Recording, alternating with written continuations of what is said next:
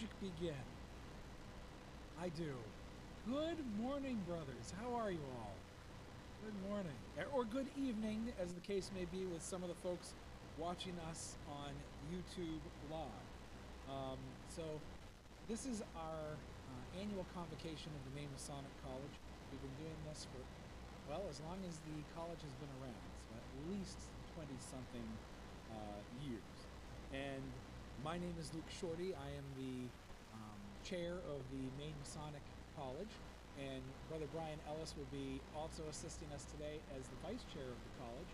It's nice to see some brothers from all over the state, as far away as the coast of Maine and the foothills of Maine, and from southern Maine. It's nice to see brothers coming together from all over the world. Today's convocation, our convocation, we have two really large events that we do annually. We do our convocation in the fall, which you're a part of today, where we cover more topics that are more, I would say, philosophical or in the realm of the humanities. We did a convocation on civility a couple of years ago, and that conversation continued over actually for a couple of years. And then in the spring, we do our celebration of arts and sciences. Last year, we did one on celestial geography in the solar eclipse, and it just so happened to fall on that giant storm we got a week prior to that event. This year, we're looking to plan on doing a celebration of arts and sciences on the emergence of artificial intelligence and what that means. So stand by for more information on that. Now, today's convocation is about finding meaning in Masonry, not just in our blue lodges, but throughout the appendant bodies. And you will hear from brothers from around the world this morning, their evening. We'll hear from Brother Lloyd Capelet, who's a 33rd degree Southern jurisdiction Mason out in the Philippines, talk about finding meaning in the Southern jurisdiction. Then later this morning, you'll hear from J.B. McNaughton, who's an illustrious master, as is Lloyd, Brother Lloyd, about finding meaning in the Northern Masonic district. We'll then break for some lunch, and then Brother Venerable Sovereign Master Louis Manter will be joining us in the afternoon to talk about finding meaning in the York Rite, most specifically pendant bodies such as the Allied Masonic. And then our one and only Brother Brian Ellis from Blue Mountain Lodge number 67 will be talking about finding meaning in our Blue Lodge. Then we'll open up the table to discussion, as we tend to do after the lectures, so that we can process and discuss and explore as brothers. And we'll be able to do that both in person and online for some of our brothers who are joining us from the Dominican Republic today. And then that will conclude our day, and I expect that we'll be done around 2:30. But before we begin our journey into finding meaning, what I'd like to do is I'd like to take a second to give thanks and gratitude for the folks who made this possible. So first, thank you for the Bangor Masonic Center for hosting us here. It's also home of the Bangor Dyslexia Center, which, as if you don't know, is one of the charities and programs that the Scottish Rite helps support and make a possibility. Our friends over at Canyon Networks, Brother Sean Harrington, I just want to say thank you for setting up all of this so that we can do this smoothly. This is the first time, I think, at least in the history of Masonry in Maine, where we're doing a live streamed event over 12 time zones, where we have brothers from the Philippines or from Dominican Republic, maybe some over in Europe. I know there are some in other parts of the United States, even down in DC, that are watching, so thank you for being here. And so we couldn't have done it without Canyon Networks, so thank you, Brother Sean. Members of the Grand Lodge of Maine who are here today, thank you, and those who are not, this is the time of the year, it's travel season as the district meetings are going on, and so best of luck to Right Worshipful Ralph Conroy today in the 1st Masonic District, which happens to be my home district, on their district meeting this evening. So best of luck to our brothers there, and safe travels for our Grand Lodge officers headed up there. This event could not happen the way that it has happened without Ashley French, who not in the room, but I'm sure she's out watching the door to make sure we're able to let brothers in who want to attend. So Ashley, thank you very much for everything you've done between the food, making sure the logistics worked out well. We appreciate it. Firehouse Subs has provided us our lunch today, so you'll enjoy yourselves some wonderful sandwiches and salads, and this morning's breakfast, and there's plenty of it, so if you are hungry, you know Masons like to eat, there's some in the back of the room from Bagel Central. So both caffeinated and decaffeinated, high-tested rolls. Now for some housekeeping. The bathrooms are just through that door.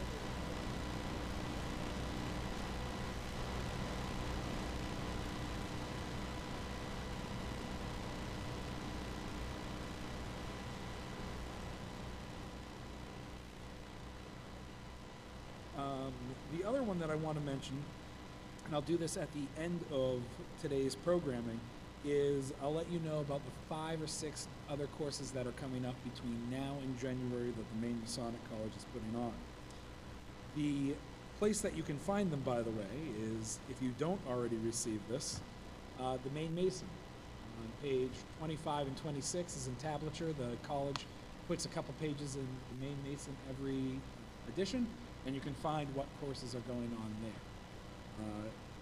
And before we begin, the last thing that I'd like to mention is we are live on the Grand Lodge of Maine's YouTube channel, so you can follow us along there. And I just finished reading a paper called Civilization in the Mind, a Masonic Consideration by Most Worshipful Walter McDougall, who's a past Grand Master of the state of Maine. And this book is phenomenal. It's not a book, this paper is phenomenal on exploring what it is we are about as Masons. What gives us the meaning and purpose of creating what he calls civilization in the mind. Our hopes as a college is to digitize this and make this available to all Masons throughout the world, but especially here in the great Grand Lodge of Maine. So I just wanted to do a plug for that. I know he's watching on YouTube Live, so thank you for that insightful paper, Most Worshipful. The last thing, of course, if you have a cell phone, make sure it's on silent. That way we give our presenters the attention that they deserve. Without further ado, as we always do here in Maine, we like to give any dignitaries an opportunity to kick off the event and then to also close the event. So please join me in welcoming to the podium Most Worshipful past Grand Master of the Grand Lodge of Maine, Brother Jim Robb. Surprise. If you want, you can either come up to the mic or you can talk from there, wherever you'd like. Mic would be preferred for the brother.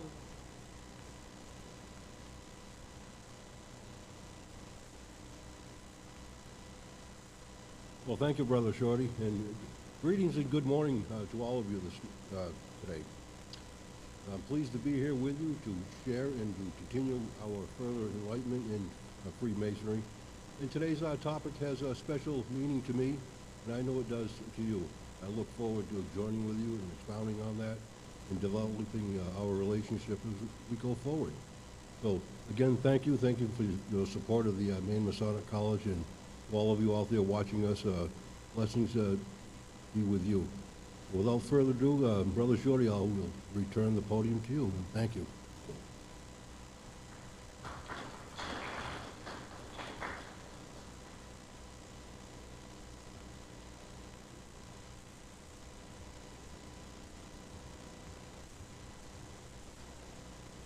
Thank you, Most Worshipful Grand Master, brethren. Good morning, and also brethren that are around the country watching this online, and those who are on YouTube. It's a great showing for everyone. Thank you very much for being here. So, without further ado, we're going to kick this off, and I'm going to introduce a very good brother and a very good friend of mine who I met during the COVID era, when things were shut down in person. We met online on Zoom, and we're able to continue education that way. So it's my pleasure to introduce to you illustrious Lloyd Capulet, 33rd degree of the Southern Jurisdiction from the Philippines, who will be giving his topic on what finding meaning means around the world of the Scottish Rite in the southern jurisdiction. Brother Capelet, wherever you are virtually, the floor is yours. Thank you, Brother Brian. I'm just checking. Oh, there you go. I can share now. Okay.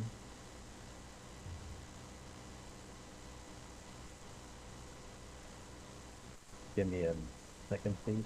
Okay, I hope my presentation is clear for everyone to see. Thank you, Brother Luke, Brother Brian. Thank you. Most worshipful Grandmaster. Thank you for for your welcome, and to all the brethren present. Good morning or good evening, whatever the case may be for each one of us. Okay, so uh, I'll be sharing a couple of slides, a couple of presentation, finding meaning. I was asked by Brother Brian to prepare a little presentation. I hope my audio is coming in clear for everyone. And without further ado, I'll begin our simple presentation on finding meaning using a Scottish Rite perspective, the Southern jurisdiction. By the way, I am Brother Lloyd Takilu Tiaga, 33rd degree, from the ancient and accepted Scottish Rite of the Philippines. We see here the first in our first slide, we can find a statement from Brother Manly P. Hall.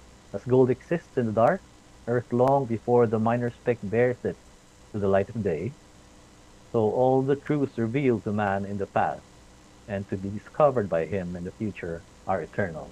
Later on, we will find the connection of his statement in our search for meaning.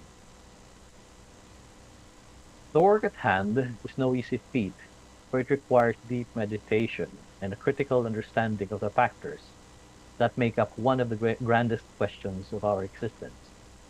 Why am I here? Meaning is as elusive as the idea of colors, the bounds of the universe, and even love itself. We hold the faith that they are true despite their indescribable nature. To some, one's purpose and meaning in life is defined by their career, vocation, calling, or profession. But to others, the search for it entails a more contemplative adventure where the trappings of traditional measures of success will never be sufficient to shape a person's reason for being. For the Japanese, the concept of ikigai presents itself as one useful framework for defining our individual worth and purpose. It is both a personal and philosophic tool for reflection, which aims to ultimately draw out possible responses to the great question asked earlier. One's reason for being is never found by the use of one perspective alone. It is a combination of various lenses that collectively define important facets of a personality, character, or perceived purpose. Clinical psychologist Takehiro Hasegawa explains the origin of ikigai as going back to the Heian period of 1794 to 1185 AD. It is composed of the words iki, which means life, and gai, or value or worth. Collectively, the concept relates to the value of living. It is what gives us the reason to wake up every morning. Ikigai is composed of four spheres or facets of ourselves overlapping each other as a Venn diagram would. Let us discuss the first sphere. Since our childhood, we have become aware of what activities give us pleasure. From the moment we discovered play and the happiness of companionship and socialization, the gregarious child learns that being around peers is a satisfaction that may not be replaced by material trappings. The contemplative, on the other hand, may find their joy through solitary activities like reading, building things, and discovering the wonders of nature. Whatever our source of happiness and pleasure, we keep doing it, and it continually evolves and matures as we grow older. Some we outgrow, while others remain embedded in our toolbox of joy. As adults, we discover our sources of pleasure in various ways and in various places. Even in the plainest of things, we may find satisfaction. Watching a sunset, playing with our kids, or being hooked on Netflix. We even find joy in the work we do, while to others, a work we love doing is arduous and tedious. We often cannot be distracted when we get in the zone, and our dopamine levels are through the roof doing them. It could be as simple as mowing the lawn, doing the laundry, or cleaning the house. It may also be as complex as doing calculus, writing a book, or planning a corporate takeover. More benevolent motives could also create pleasure in a person. Volunteer work for the community or running for public office may induce gratification within ourselves. Humans, after being shaped by evolution,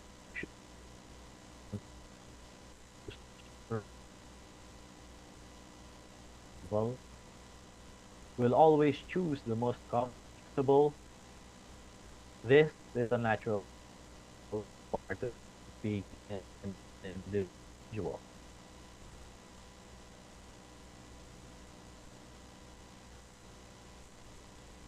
The first sphere of Ikigai you picture, the next facet of Ikigai has to do with what we are good at. Being satisfied with something that we love to do, as explained earlier, does not guarantee proficiency though. This brother loves to play the guitar, but I admit that I am light years away from being an Angus Young or an Eric Clapton. We are all familiar with the requirement of proficiency before advancing through our Masonic degrees. We must be tested if we have truly moved from darkness to light in our unending journey through the lodge. For most individuals, the ability to approach excellence in things we do typically begins with the first facet of finding what we love doing.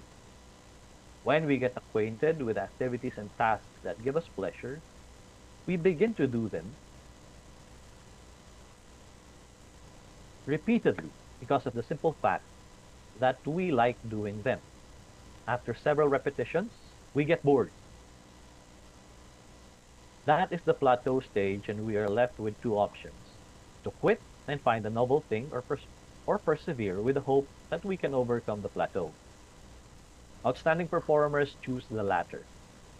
From Olympic athletes to professional musicians, the journey is one of persistence, discipline, and clarity of vision. The ultimate goal: proficiency and excellence. It is often said that we should not only do the right things, we should also do things right. And being excellent at what we choose to do is a manifestation of the latter injunction. Being outstanding at things we love doing makes those things easier for us, but quite difficult for the average person. It gives us the authority and credibility in those specific fields. And it challenges us to keep excelling and performing with all of our heart. The intersection of the first two facets would therefore yield passion. In most Masonic literature, the term has earned quite a negative connotation, worthy of being circumscribed by the composite. But for this presentation's purposes, let us view it as it is appreciated with modern self-development perspectives. Webster's online dictionary explains it as a strong liking or desire for or devotion to some activity, object, or concept, among others. After understanding what work gives us pleasure and supporting it with excellence in its performance, we naturally create passion. This passion is our fuel that can withstand the pressures of perfecting our chosen craft. It is what gives the runner the extra step to win a race, the scientist that eureka moment when solving an important equation, and our mothers that extra patience when we decide to act up. When we have a positively regulated passion, we accomplish things that seem impossible in the beginning. Who among us here can remember our cluelessness on the day we first took the first step of the entered apprentice? Yet here we all are, pushed by our passions to read that extra page of ritual and to memorize those additional lines just so we can deliver them as perfectly as we could come conferral day. The marriage of the things we love doing and those that we are excellent at is a good initial unfolding of some of our inherent nature as an individual. But we must not forget the bigger mission of finding meaning and purpose through the exploration of the other facets of Ikigai. The third sphere that we must understand relates to things that the world needs.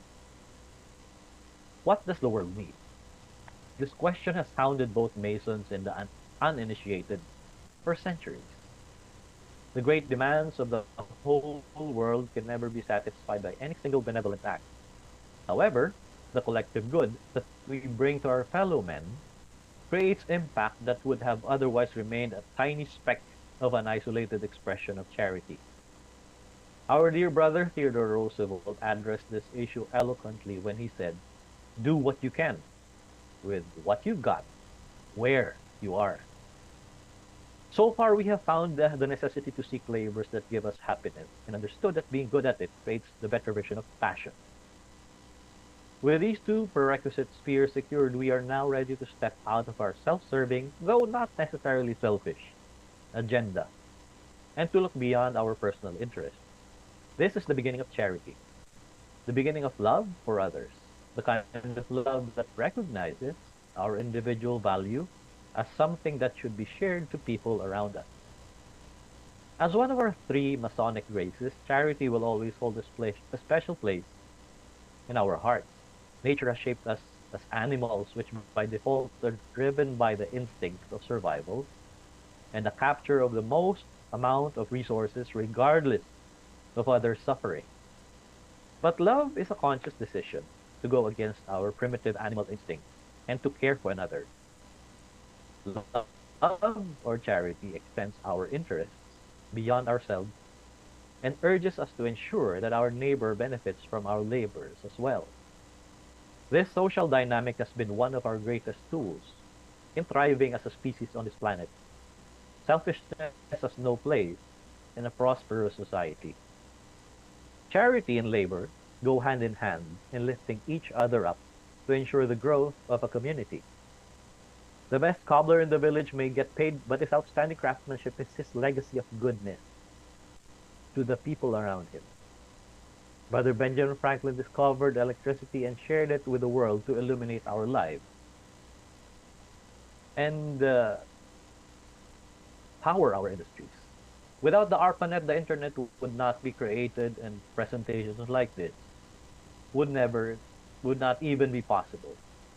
The act of sharing our excellence to society may not, may not be apparent in some cases because of our capitalist system, but the fact remains that bringing them to life for the benefit of all is an illustration of charity. And this charity that we demonstrate is one key ingredient in our search for meaning. When the things we love doing intersect with our motives to share them with the rest of the world, what we develop is our mission in life. We're often at a loss when we dig deep for our calling. In the midst of our selfish wanderings, we often fail to remember that we have a mission while we breathe. A man who merely meanders seeking pleasure is nothing but a rudderless boat propelled with such force but deprived of a destination. Our mission is the product of accepting what we love doing and the needs of others, which we can satisfy with our labors. The framework of Ikigai directs our love and provides it with a rudder to guarantee safe docking upon a worthwhile endeavor. Sometimes called a calling, our mission provides a clearer picture of why we do the things we love for the benefit of society. It assists us in seeing the forest for the trees by reminding us that our fellow beings are not there to deprive us of what we have, but are beautiful reflections of our value to the community at large. The fourth and final sphere or facet has to do with the things that pay us. This may be viewed as something less noble if we consider the word pay as only being related with money. It is true that when we speak of our career, we of course perceive it in relation to our salaries or income. Let us then settle this issue first. Without sounding impudent, we all believe that an honest work deserves an honest pay.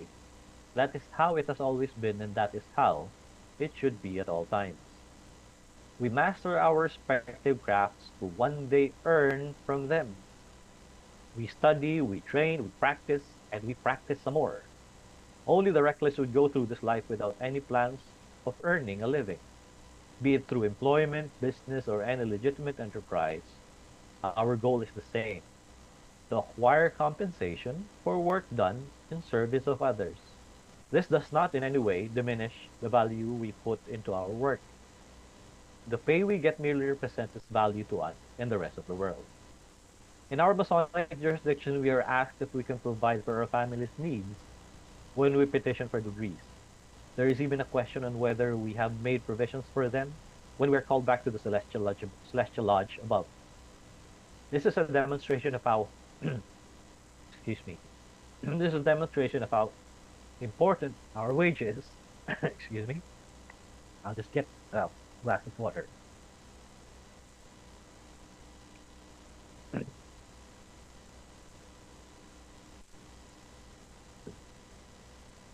Anyway, let me continue. Apologies. This is a demonstration of how important our wage is and our labors in this mortal plane. It is not being materialistic nor vain to aspire for proper compensation for work done.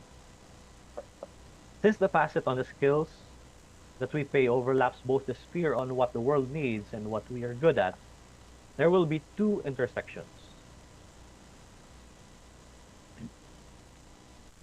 Where it overlaps with what the world needs, we find our vocation. A vocation is oftentimes called an occupation.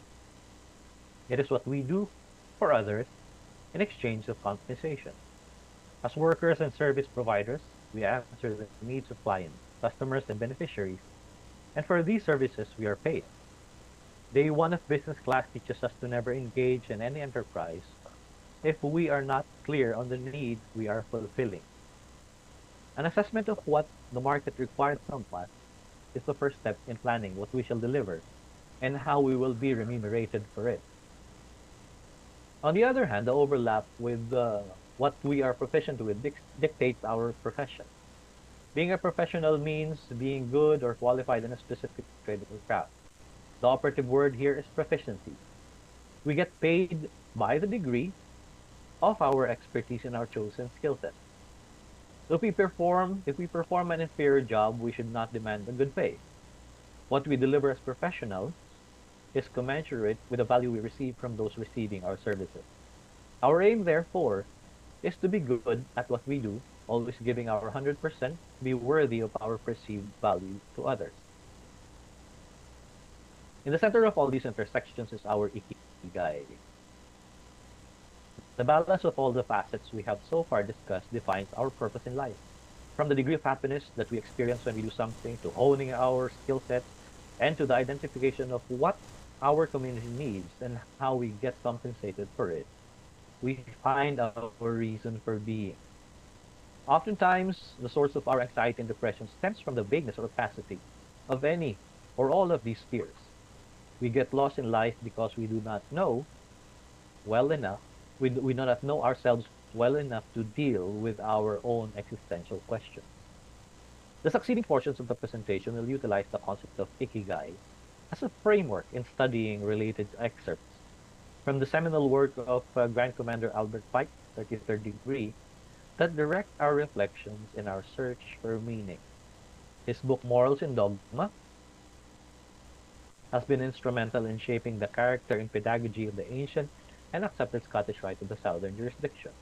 In the Philippine context, our rituals and liturgies are inspired by this book as well, since our history was a product of American Scottish Rite before and after the Second World War. Complementing this tome is the friendlier work of the late illustrious Rex Hutchins, 33rd Degree Grand Cross, entitled A Bridge to Light. His book serves as somewhat of a key in guiding the presenter when navigating through the hefty collection of wisdom within the pages of Morals in Dogma. Let us now begin a study on finding what we love doing. according to the philosophy of morals and dogma. In the fifth degree of our Scottish Rite system, we read the wisdom of fight thus: idleness is the burial of a living man. For an idle person is so useless to any purposes of God and man that he is like one who is dead, unconcerned with the changes and necessities of the world, and he only lives to spend his time and eat the fruits of the earth. Like a vermin or a wolf, when his time comes, he dies and perishes, and in the meantime is not. Our fifth degree relates the story of the funeral of Hiram Abish and its attendant ceremonies.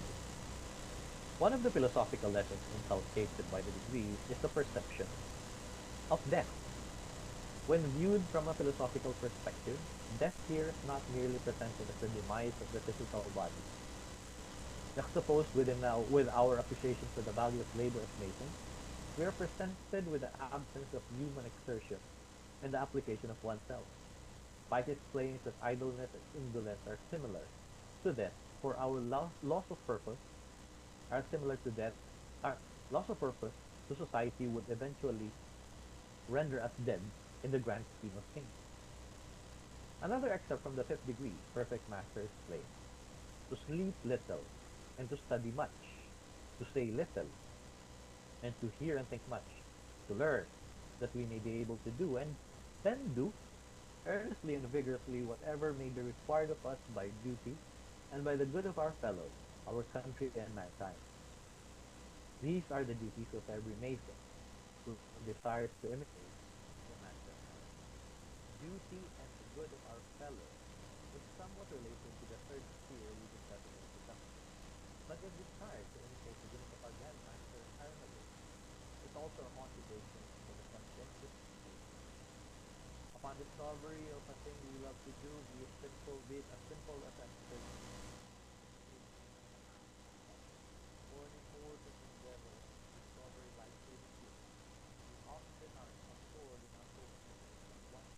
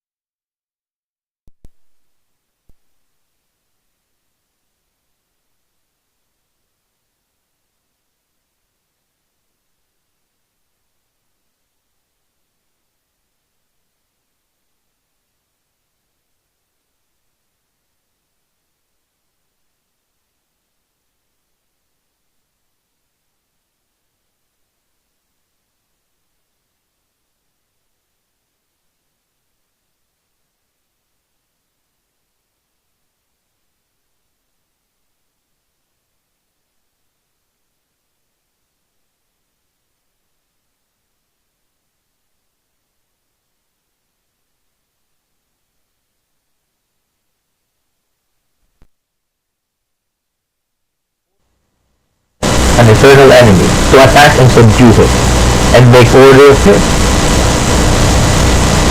But of the fellows of the and of ourselves, to attack stupidity and abuse.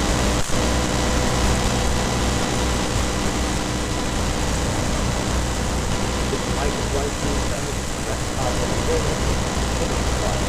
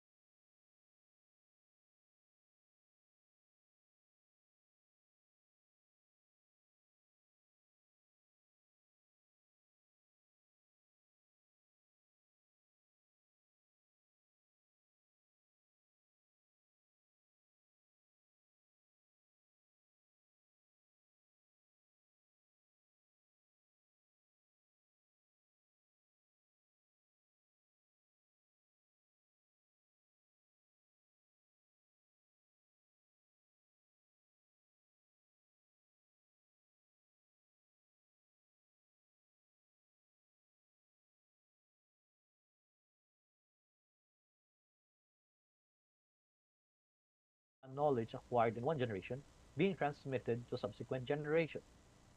How well the master Hiram knew this, teaching his skills to those best fitted to receive them. Sir Isaac Newton is credited for admitting that if I have seen further, it is by standing on the shoulders of giants. This wisdom could not be any truer than in the lesson of the eighth degree that relates to the transmission of knowledge to others. In the story's greater stages of our time,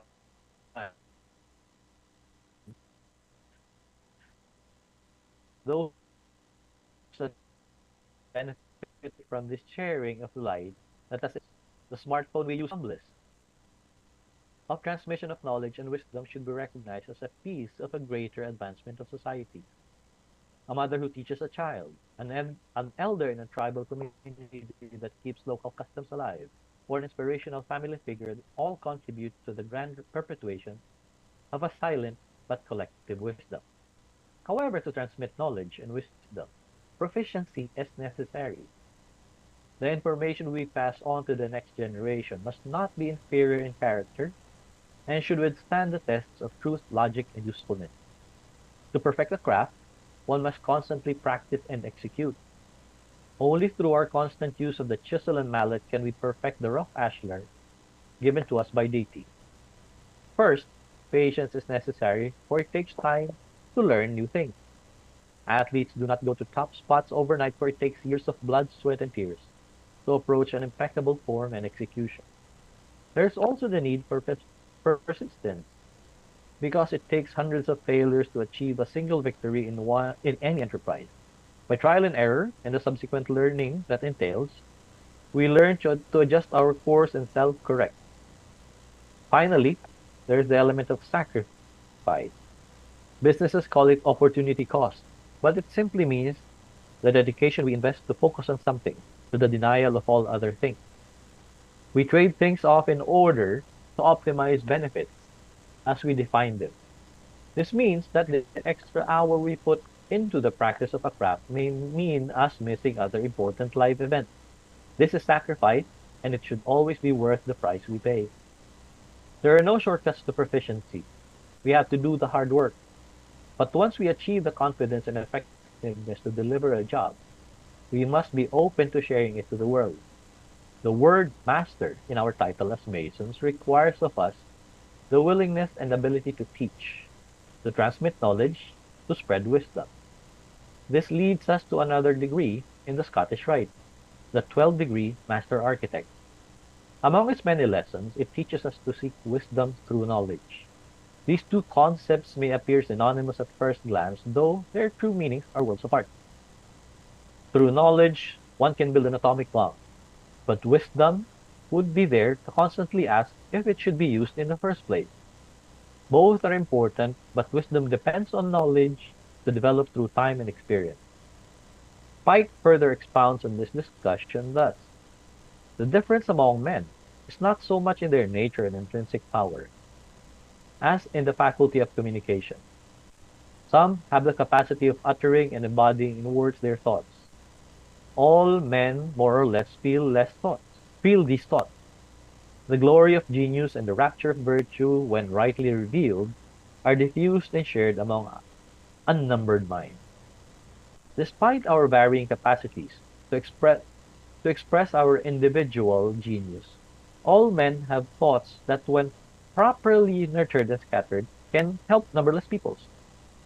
Upon discovery of what we are good at, we all have the duty of manifesting it onto the world we live in so that many can benefit. Wisdom demands that the light we discover in our journey should be transmitted to the person next to us. Otherwise, it would just be snuffed out by the feeblest of winds and will never be seen again by a single soul.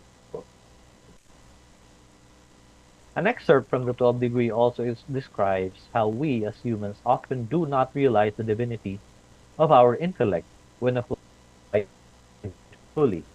It states that men do not feel the worth of they are proud of their mental powers, but the intrinsic inner, infinite worth of their own minds they do not perceive. blindness does not relate to the eyes. It also happens when looking inwards. When we master a thing or perfect a craft of our choosing, we often land upon a plateau where we feel discontent. This lack of zeal may ultimately lead to apathy and pessimism. What we fail to see sometimes is the beauty of the journey itself. To get to proficiency, we have already established the painfully necessary ingredients. They alone should be sufficient to instruct us that our journey to excellence is as noble as the accomplishment itself. The infinite worth of our minds is greater than the mere physical brain, for it transcends the boundaries of time and space. When we get good at doing something, we become a drop of divinity manifest. Therefore, we should always strive to be the best at what we choose to do and to never forget that we are doing God's work in the process. The third sphere or facet in Ikigai asks us to contemplate on what the world truly needs from us. In our Scottish Rite philosophy, what we can give the world as Masons is the opportunity to dispel the darkness of ignorance in order to usher society into the brilliance of wisdom and intellectual nobility. The ninth degree explains it better through the following excerpt. Masonry is action and not inertness. It requires its initiates to work actively and earnestly for the benefit of their brethren, their country, and mankind. It is the patron of the oppressed, as it is the comforter and consoler of the unfortunate and wretched. It is the advocate of the common people in those things which concern the best interests of mankind. It hates insolent power and impudent usurpation. It pities the poor, the sorrowing, the disconsolate. It endeavors to raise and improve the ignorant, the sunken, and the degraded. When we sum up this passage, we come to the conclusion that the great aim of the fraternity is to lift up the lives of the people by showing them the light of truth, wisdom, and liberty.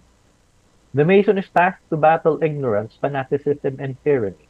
But how can we now relate the simplest task in our daily vocation to the broader duty of enlightening the world? By addressing its needs, one person at a time.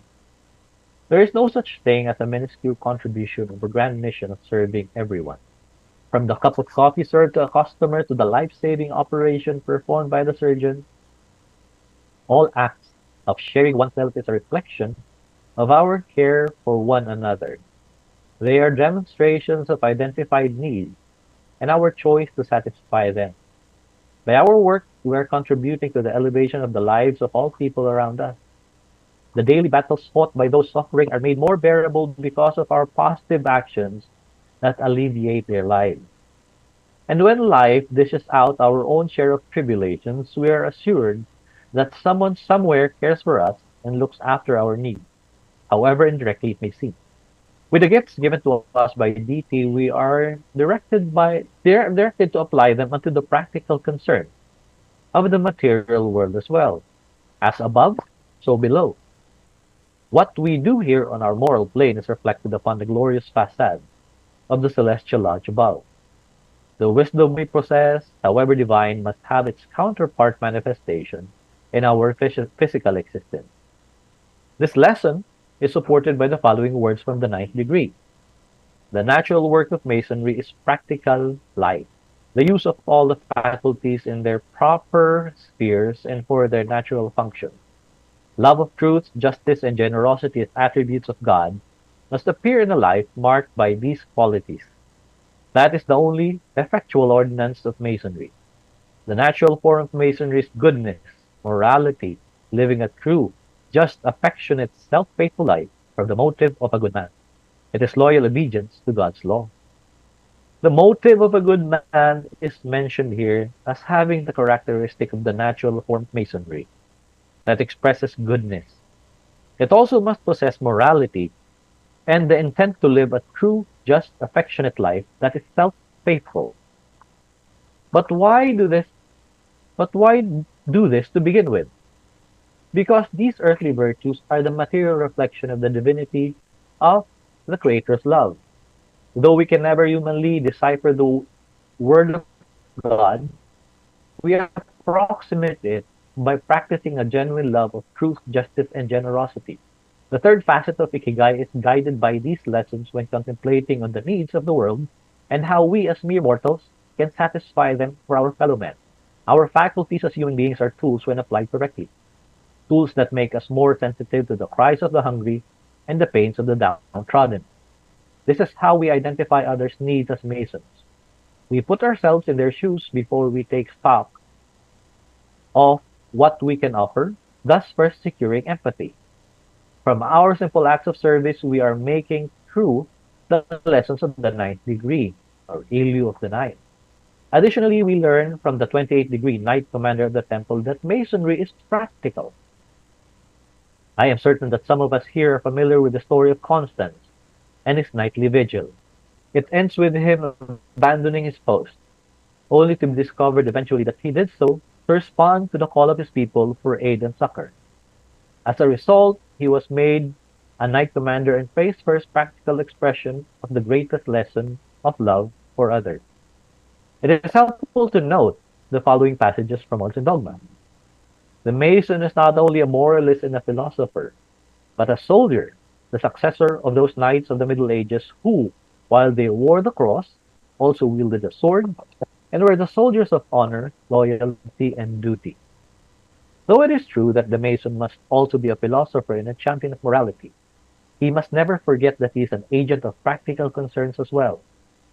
This theme is a continuation of the lesson brought up in the previous excerpt that instructs us to never lose sight of the ground we stand on when we look up to the beauty of the heavens. The moral of this timeless wisdom is sustained by other passages from the same degree that relates to the story of Constance, then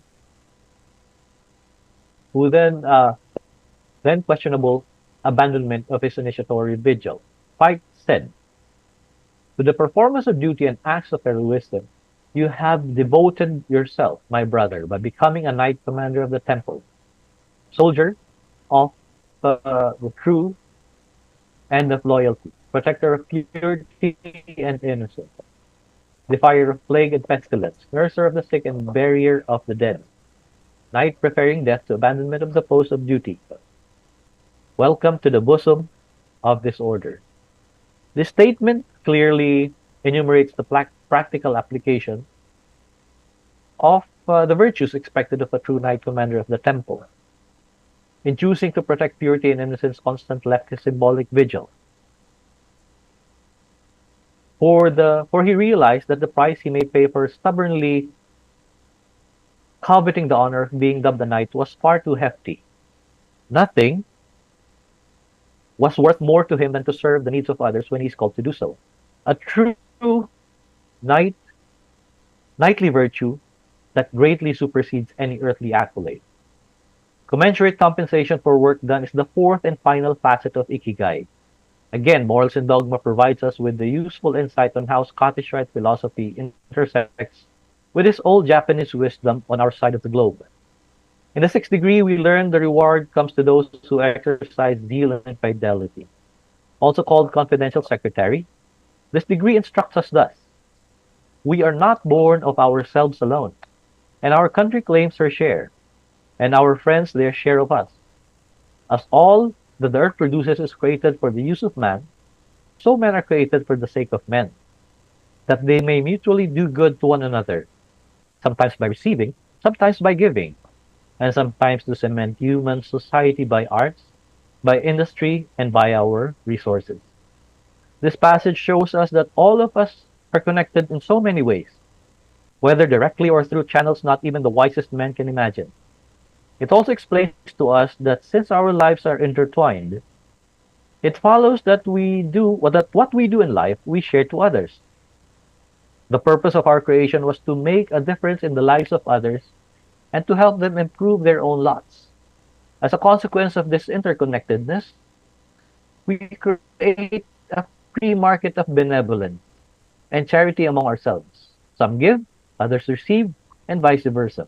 The flow of our charity from one person to the next is facilitated by so many things that strengthen the bonds of society as a whole.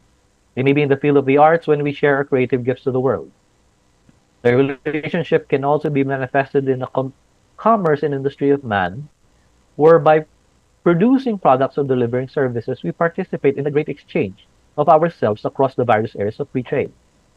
But what is also clear is that this benevolent trading of our worth among each other is often supported by resources. They may be in the form of money, goods, time, or even goodwill. Resources that pass from one hand to the next are generally considered the wages of our labors. As Masons, we may measure it differently, but as a part of society, commercial justice is achieved through reciprocity in the trading of value. However, the Mason should not be misled by the conviction that all work should be compensated. Some do not pay at all, while some remunerate in various ways aside from money or material gain. What is important is the integrity of doing what is right in the performance of one's duty and doing one's duty right. We give our best, regardless of the perceived rewards or the absence thereof. In the sixth degree, we further learn that to perform that duty, whether the performance be rewarded or unrewarded, is the Mason's sole care. And it does not matter though of this performance there may be no witnesses, and though what he does will be forever unknown to all mankind. One definition of integrity is the ability to do the right thing even when no one is watching. It has a direct relationship with our understanding of fairness in compensating labors performed. The conscientious worker is not motivated by pay alone to do the utmost best. Others' workmanship is evident in the smallest of things.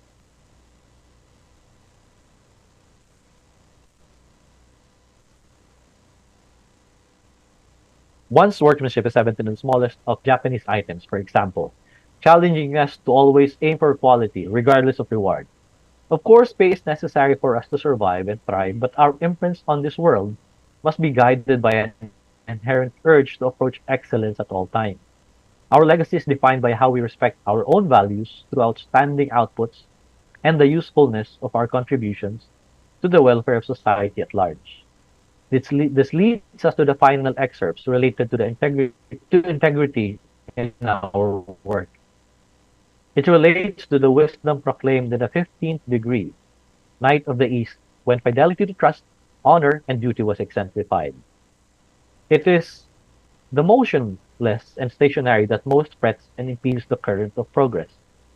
The Masons that doubt and hesitate are discouraged, that disbelieve in the capability of man to improve, that are not disposed to toil and labor for the interest and well-being of general humanity, that expect others to do all, even of that which they do not oppose or ridicule, while they sit applauding and doing nothing. Duty is always with us, Mason or not. Our performance of our duties must be guided by the greater need and the faith that sincere and arduous toiling will bear fruits for the benefit of all. The first object of our labors must always be the security of humanity's well-being. When we see work that needs to be done and we are capable of doing it, we must simply do to the best of our abilities. Bystanders do not have the right to demand better outcome from those who abide by hard work. Furthermore, the degree has the following injunction. Let us remember that the only question for us to ask as true men and Masons is, what does duty require? And not what will be the result of our reward if we do our duty. Work on with the sword in one hand and the trowel in the other. We work assiduously with the trowel to continue building that perfect structure of human connectedness and charity, while we hold the sword of justice and fairness in the other hand. No reward is expected by the glory of toil itself. Should material compensation reward our dedication, it would be a just representation of the value of our work. But if no remuneration results, we should be satisfied that we have done our very best to improve the life of another and uplift the welfare of humanity at large. We now see that Scottish Rite teachings in both the Southern and the Philippine jurisdictions adhere to the various lessons learned in our search for meaning. However, it would be prudent to assume that the list of excerpts studied is not an exhaustive roster of topics that can be related to the theme at hand. The lessons of the Scottish Rite degrees are broad and deep. Morals and dogma is a rabbit hole of not only philosophical but teachings. It also delves into the perspectives of politics, religion, symbolism, and history, to name a few. What we have covered so far is just the tip of the iceberg, and it is advised that we continue learning from our own libraries of wisdom in the pursuit of meaning and purpose.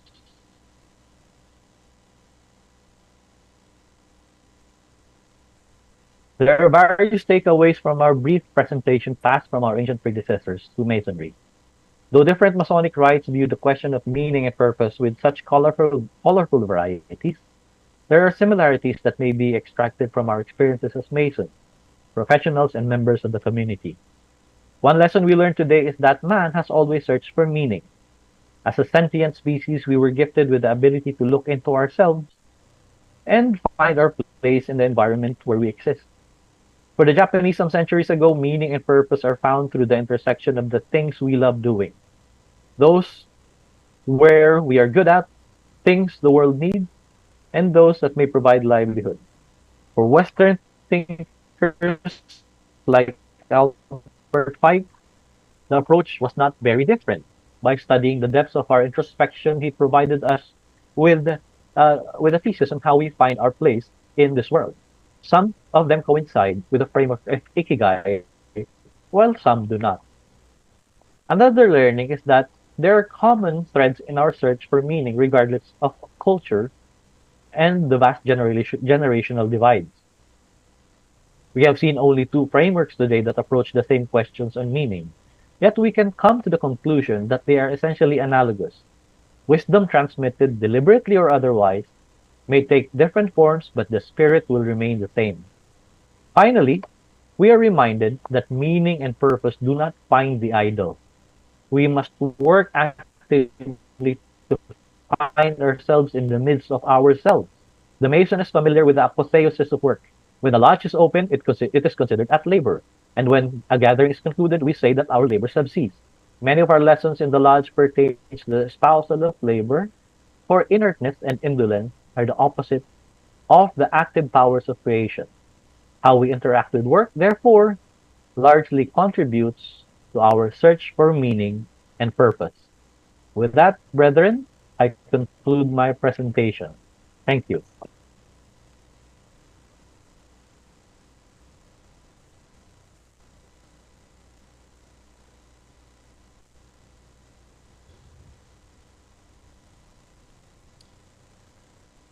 Brother Lucius, Lord Kevin, thank you very, very much for those wonderful words and reflection of the Scotch Rite in the Southern jurisdiction. I'm proud to talk about that they're going to be celebrating their 75th anniversary coming up here shortly, I believe around October of next year.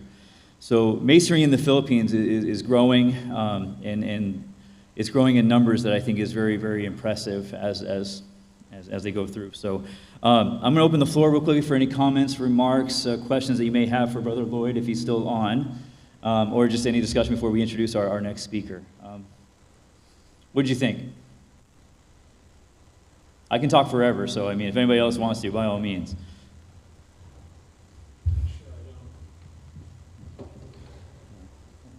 Brother Phil, your first time here, what did you think about that? Did he give you some meaning? Okay. Yeah.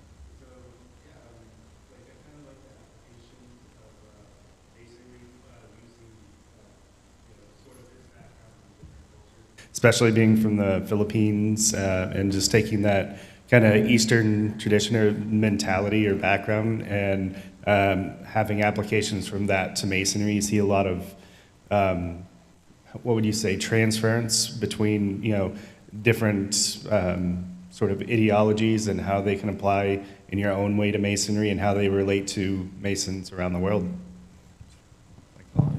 Absolutely. Other thoughts and comments. For me, it really hit home the universality of man seeking meaning. Regardless of where you are on the planet Earth, cultures as a whole come together, and it gets kind of codified in the degrees and the work that we do in Masonry. Other comments or thoughts? So I'll put one more out too as we introduce our next speaker, who's going to be from the northern jurisdiction. The southern jurisdiction follows Albert Pike, who a lot of people will argue is the originator of Scottish Rite, if you will. He wrote a book called Morals and Dogma, and that talks about, a little bit, Phil, what you're talking about too, but it explores more of the human soul and the human mind, of the inner look of the brother as they go through the Scottish Rite. So kind of when you hinder that to maybe finding meaning, you kind of look for, it kind of gives you an inward look of yourself as to the world on the outside, if you think of it that way.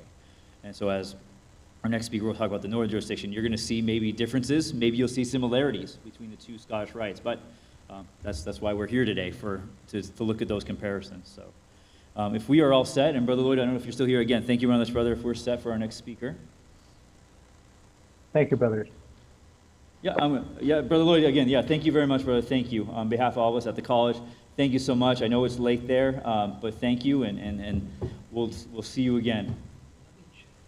You too. Bye, brother. Okay, yeah.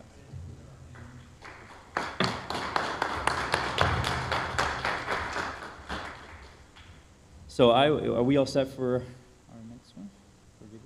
We're all set? Okay. All right, without further ado, I'm going to jump into our next speaker, who is coming to us from on virtual as well. And I'm proud and privileged to introduce a very good brother, illustrious J.B. McNaughton from the Northern Jurisdiction, which is headquartered out of Lexington, Massachusetts. Brother Illustrious will be talking about finding meaning in the Scottish Rite for the Northern Jurisdiction. And illustrious Brother J.B., it is my honor to introduce you, and the floor is yours. Thank you for being here today. And oh, by the way, because he decided to have a big storm over there, he's going to do some video, but if he shuts off the video, it's because he wants to keep the feed going as he speaks. So if he shuts off, it's not because he doesn't like us or anything. He just wants to. but brother, again, JB, thank you. The floor is yours. Thank you very much, and good morning, everyone. As Brian said, my name is Brian McNaughton. I am the Director of Program Management for Supreme Council for the Northern Masonic Jurisdiction. Just a couple of acknowledgments before we get started today. I certainly would like to extend a very heartfelt thank you to Brian and the Maine Masonic College, the officers and the actives, and everyone taking out time out of their day today to join us and to learn a little bit more and share some ideas, and I guess all in our pursuit of deeper meaning. So I'm going to kill my video feed. Hopefully this storm doesn't cause too much upheaval here, but bear with me for just one moment.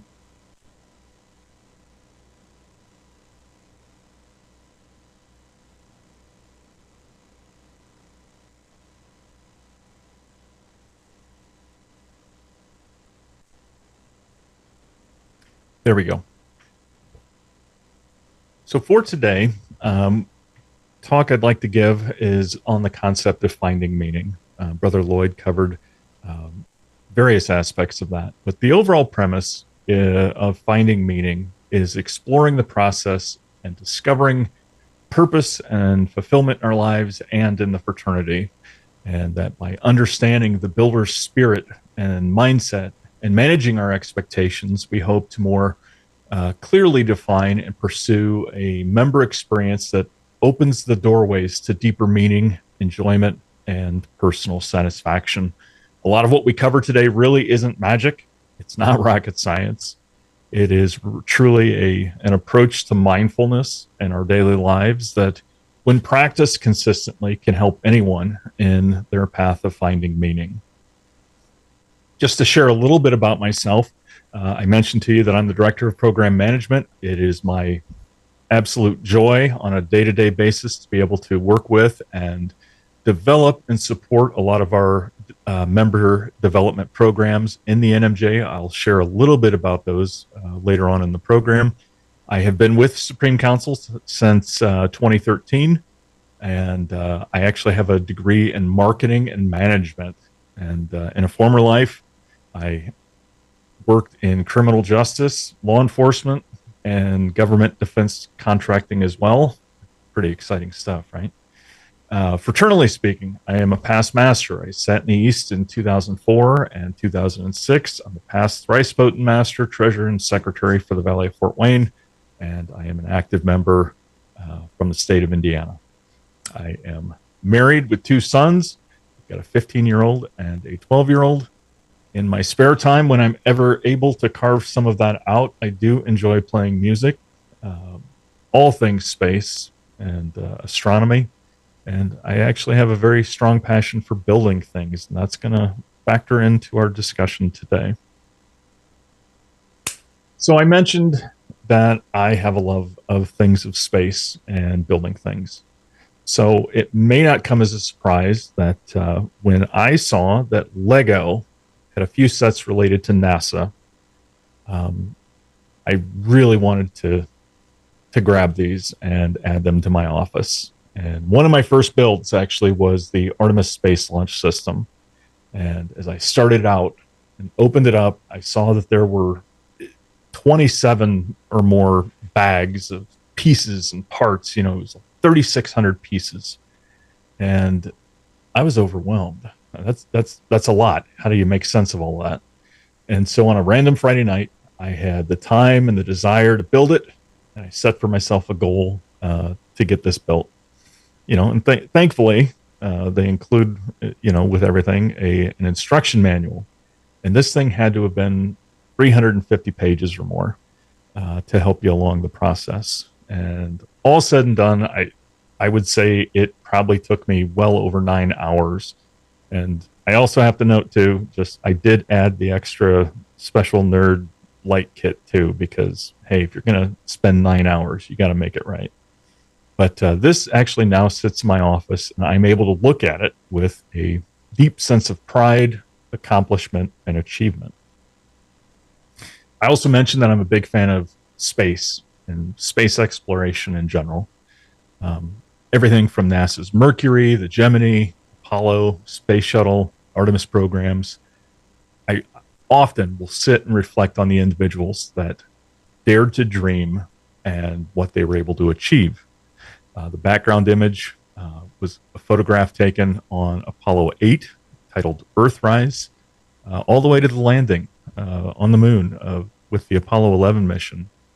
These were defining moments in our history of humankind.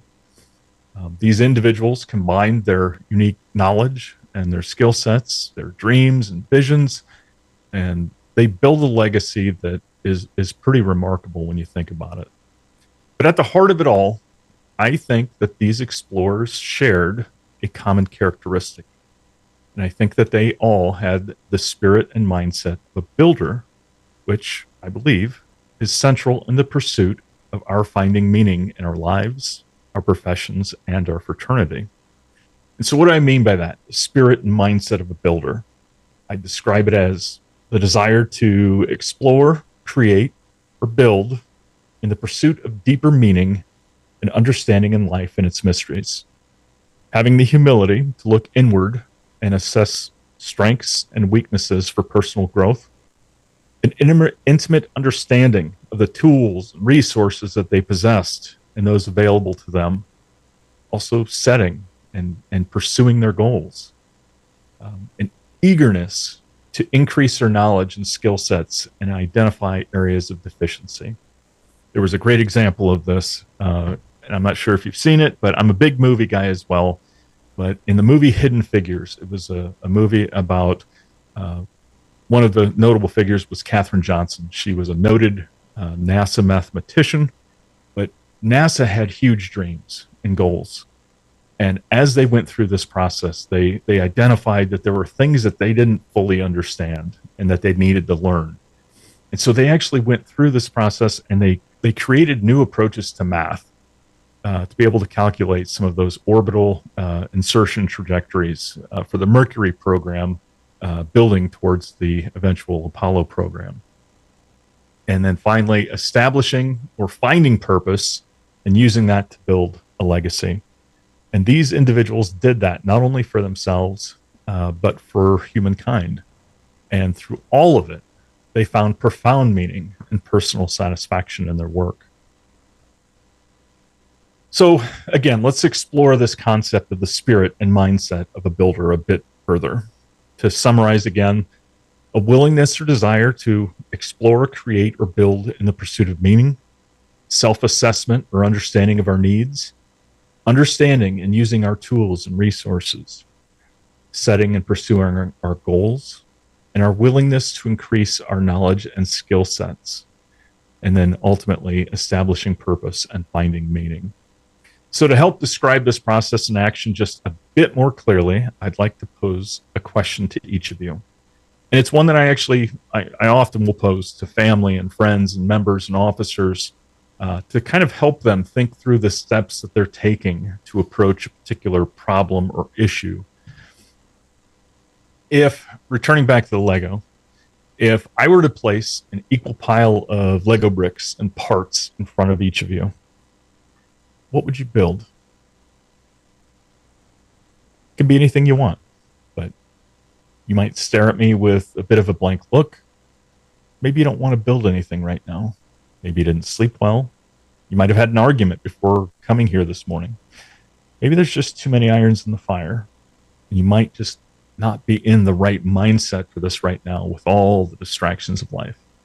You might be unsure what would be meaningful or even what's in the realm of possible. And maybe you've done something like this before. Maybe it's your first time. But let's say for this example, you've been given an hour to build your creation. So as you think about these possibilities of what to create with all of these pieces, you might think of things that you enjoy or you're familiar with. A car, a house, maybe a building, maybe something about a sports team even, which I know Brian Ellis is a huge fan of the Yankees, so he might want to build Yankee Stadium, for example. He'll yell at me later. But examining the pieces and parts before you, an idea finally comes to mind of something that would be meaningful to you. And you then explore a little bit further the pieces and parts, and you begin to get a feel that is everything present? Is everything there that I would need personally and physically to build this idea? You know, if you wanted to build a car, are there tires? Are there window pieces and all that good stuff? You get the idea. And of course, you know, in the process, you might need a little bit of coffee, and that instruction book sure comes in handy. But it's time to build, and at the end of those 60 minutes, what have you created?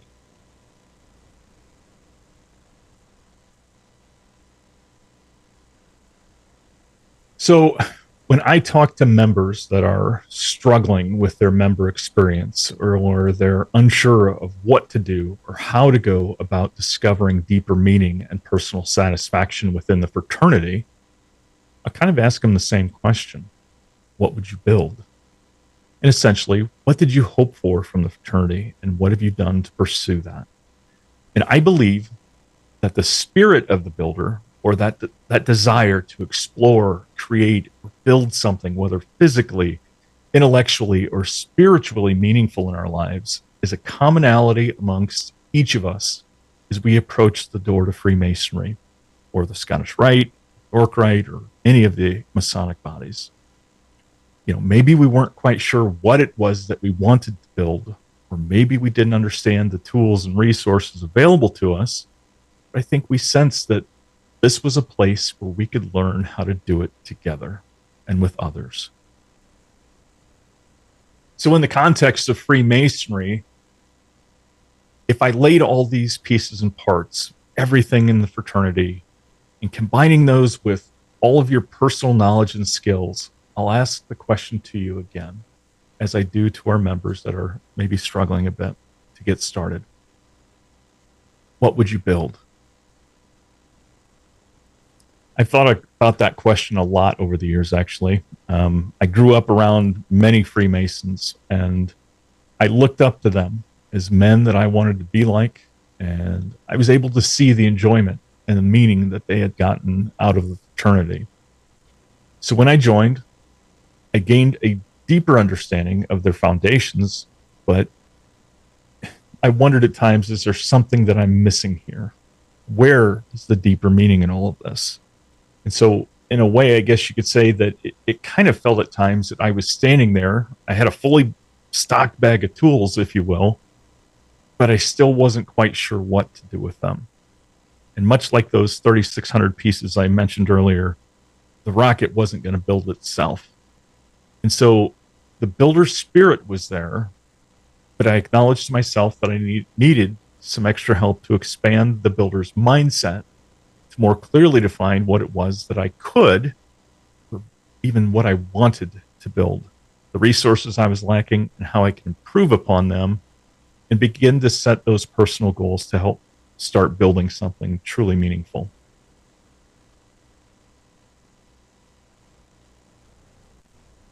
So as a part of the process, we really have to begin with generally managing our expectations, as it helps us to ask those big questions and self-assess to see if we're ready to build and if we have the necessary knowledge and the skills and the materials.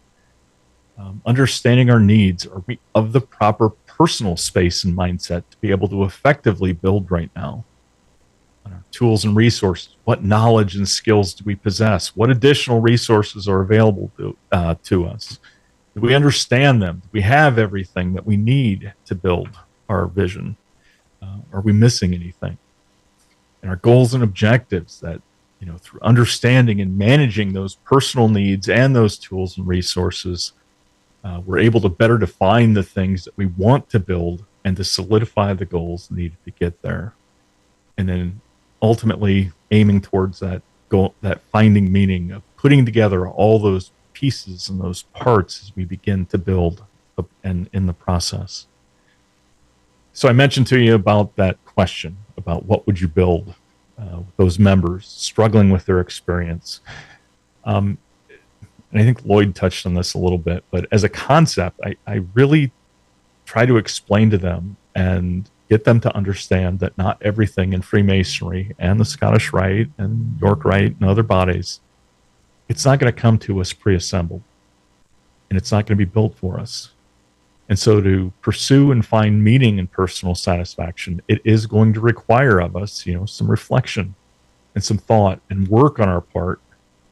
And that ultimately begins with us finding and understanding and having an awareness of our personal needs. Are we of the personal space and mindset to be able to effectively build at this moment? Is there a balance in our lives related to our needs? So to better understand this, let's explore briefly a concept by American psychologist Abraham Maslow in his 1943 paper, A Theory of Human Motivation.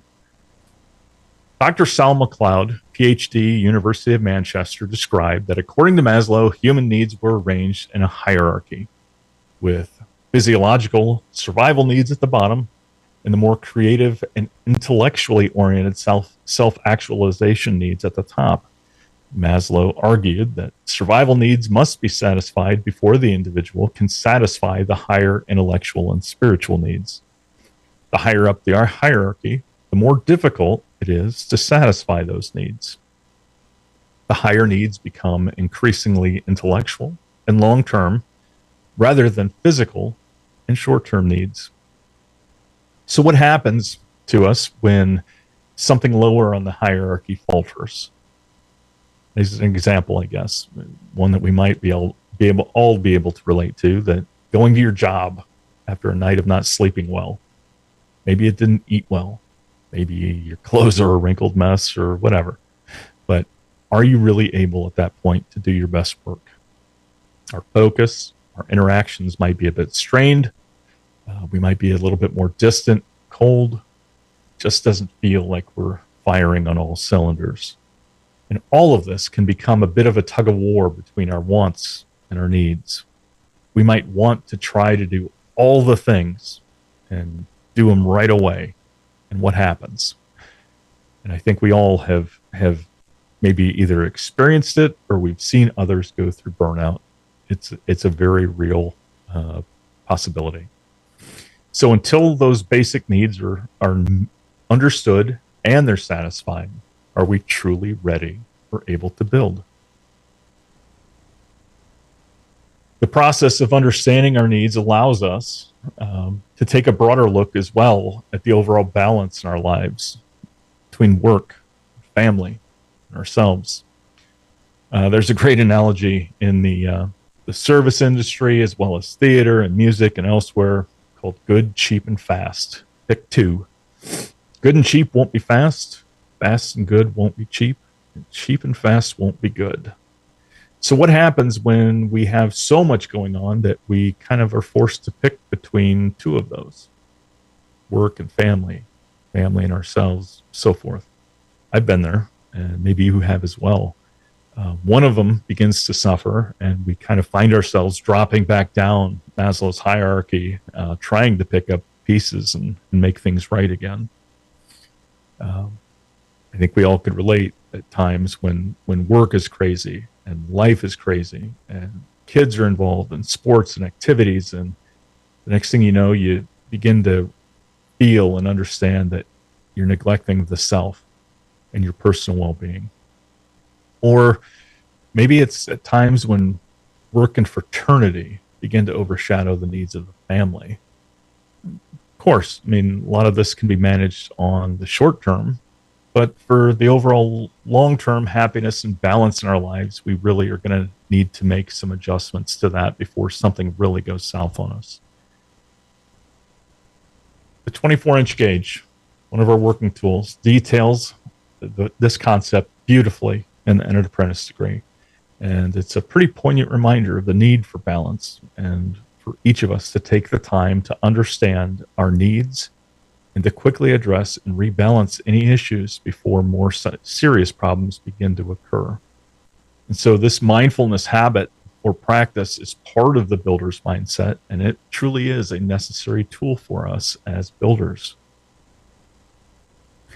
So in addition to understanding and proactively assessing our personal needs and life balance, before trying to set those lofty goals and potentially biting off more than we can chew, it's helpful for us to take an inventory of the tools and the resources we have available to us, both personally, professionally, and organizationally, as we continue to find those things that we would like to build in pursuit of deeper meaning. So as we consider those needs and the things we want to build, we do need to consider those personal, professional, and organizational tools and resources available to us. From a personal standpoint, we have our time, wellness, planning.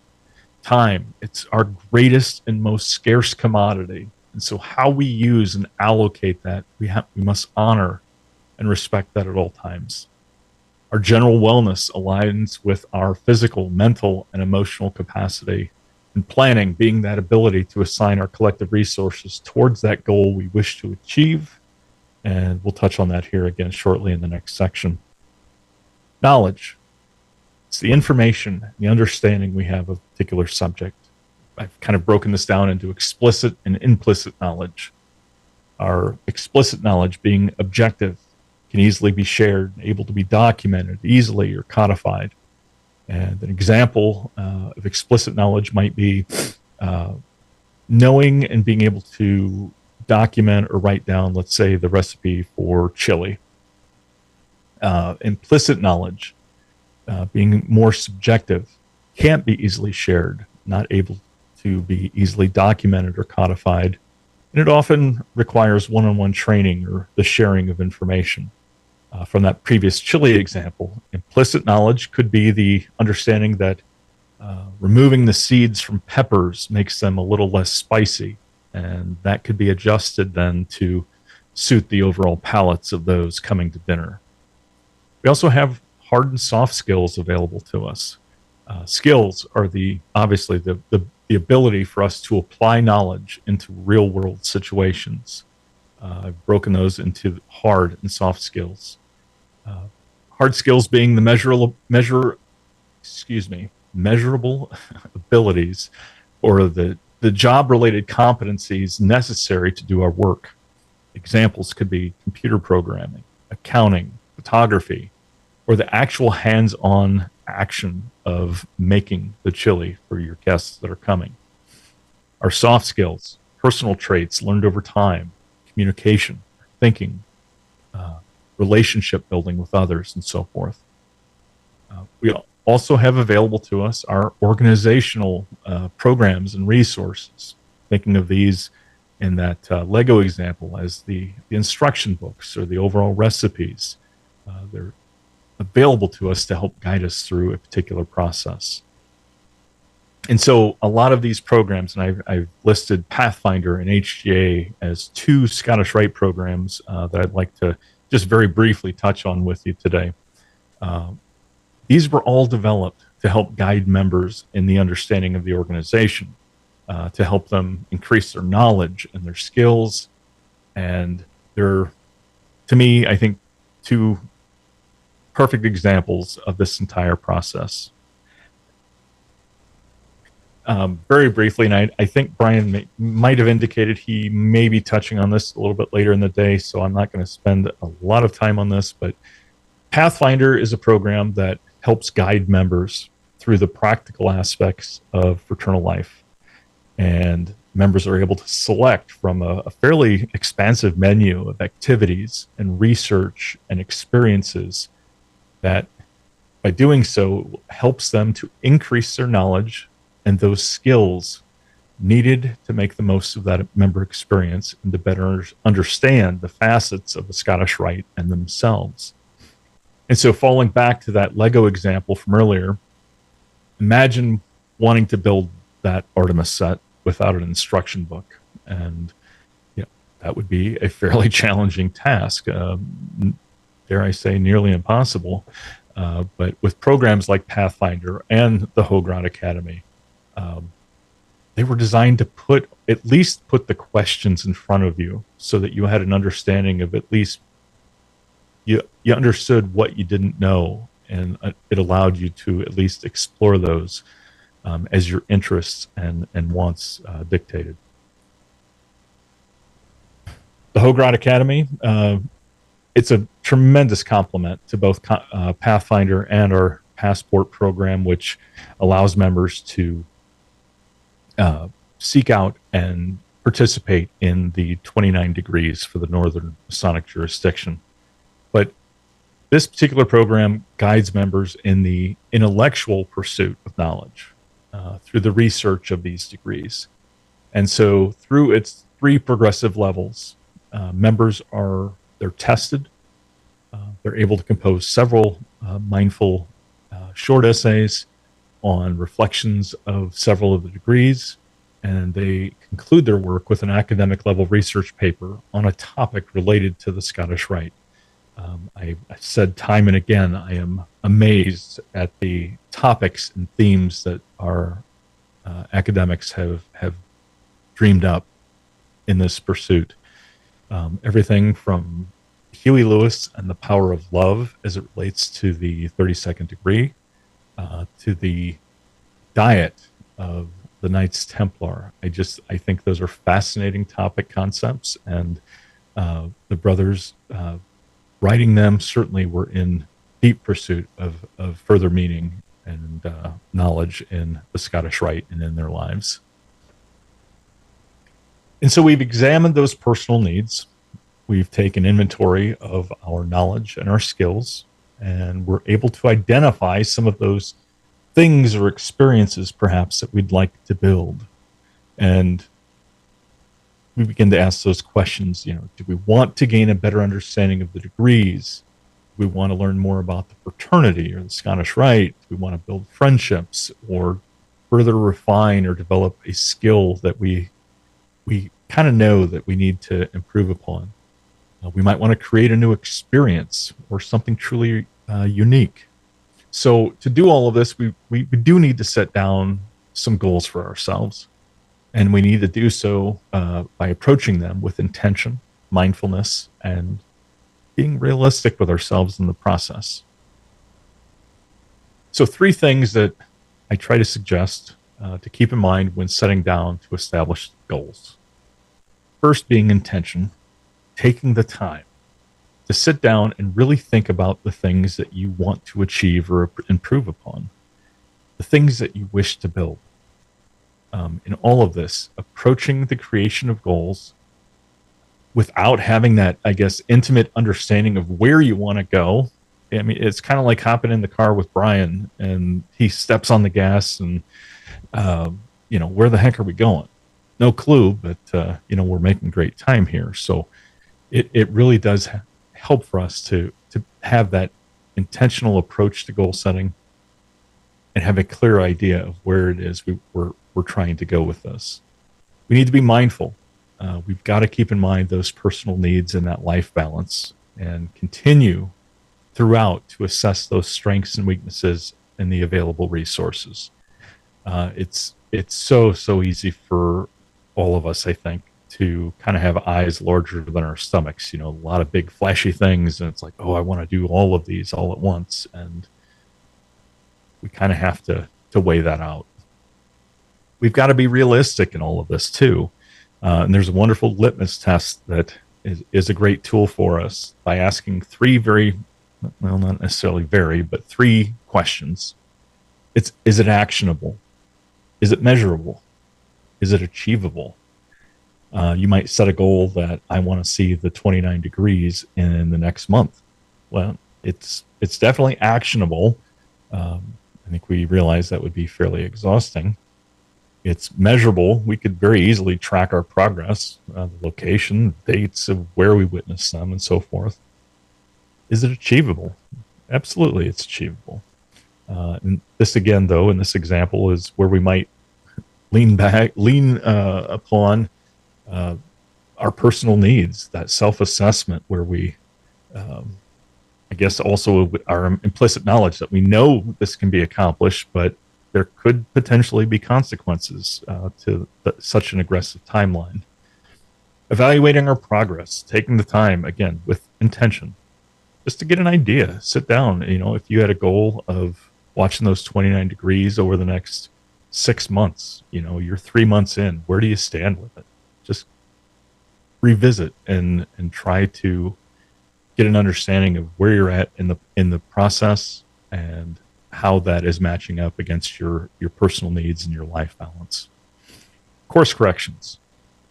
We talk about this a lot with our members and our officers, that you might set out at the beginning of the year wanting to do 10 different things, that it's okay to put something in the parking lot, to park those for a little while, to extend them, as long as you're making that forward progress and that you feel that you are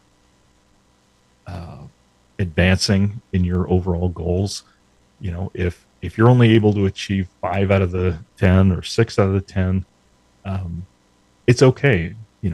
Continue to track those goals. Maybe it's something you have to put off for next year, but again, it's a mindful process where we don't lose sight of those things that we wish to achieve. So as we approach finding meaning in this journey, I want to share with you, I guess, a personal example of the process. I mean, it's one thing for me to sit here and to kind of tell you, oh, this is an easy process, anybody can do it. It's another thing for me to actually show you and to describe something that I was a part of in the Scottish Rite, and I was able to help build. As I indicated earlier on, I have been a Scottish Rite Mason for actually going on 30 years now, which kind of doesn't fully compute still for me, but that's a story for another day. But a profound love for the Scottish Rite. It was a big part of my family. It's been very, from that connection, has been very meaningful to me from the outset. One thing in the Scottish Rite for the Northern Masonic jurisdiction that we have are guilds. I don't think it's as prevalent in the New England area. But guilds are smaller groupings of men that gather for special interests. It could be, picture, whether it's a cigar and scotch club or a gaming guild or anything along those lines. Ways for men to get together, share common interests and passion for the Scottish Rite, and kind of blend that really beautifully together. I mentioned also to you that I lost my train of thought on that. I apologize. So talked about guilds. I also, I'm very sorry for that. I mentioned also the feeling that I had early on of holding that tool bag full of tools and basically not knowing what to do with them. And so one of my passions in life outside of fraternity is playing music. I am a musician. I've played for years. I'm not great or anything like that, but it's something that I really get enjoyment out of. And so began to go through this process that I'm trying to describe today in the pursuit of finding meaning. Trying to gain an understanding of myself, the knowledge and skills that I had, the goals that I wanted to set for myself, and trying to pull all of that together in the hope of building something wonderful. And the thought kind of occurred to me. Were there other members in the Valley that enjoyed music as much as I do? And kind of wondered, maybe, I don't know, maybe they'd be up for getting together to jam sometime, just have some fun. And so I began to put some feelers out on this, and come to find out there were actually quite a few. And we organized and we met at a place called the Jam Crib. And this was a local venue at the time that was kind of a rehearsal hall that you could rent a room and you could practice and do all that good stuff. So we had this ragtag group of guys. I mean, we had everything you can imagine, with guitars, basses, drums, keyboards, microphones, you name it, we had it. But we got together and we jammed, and we had a wonderful time.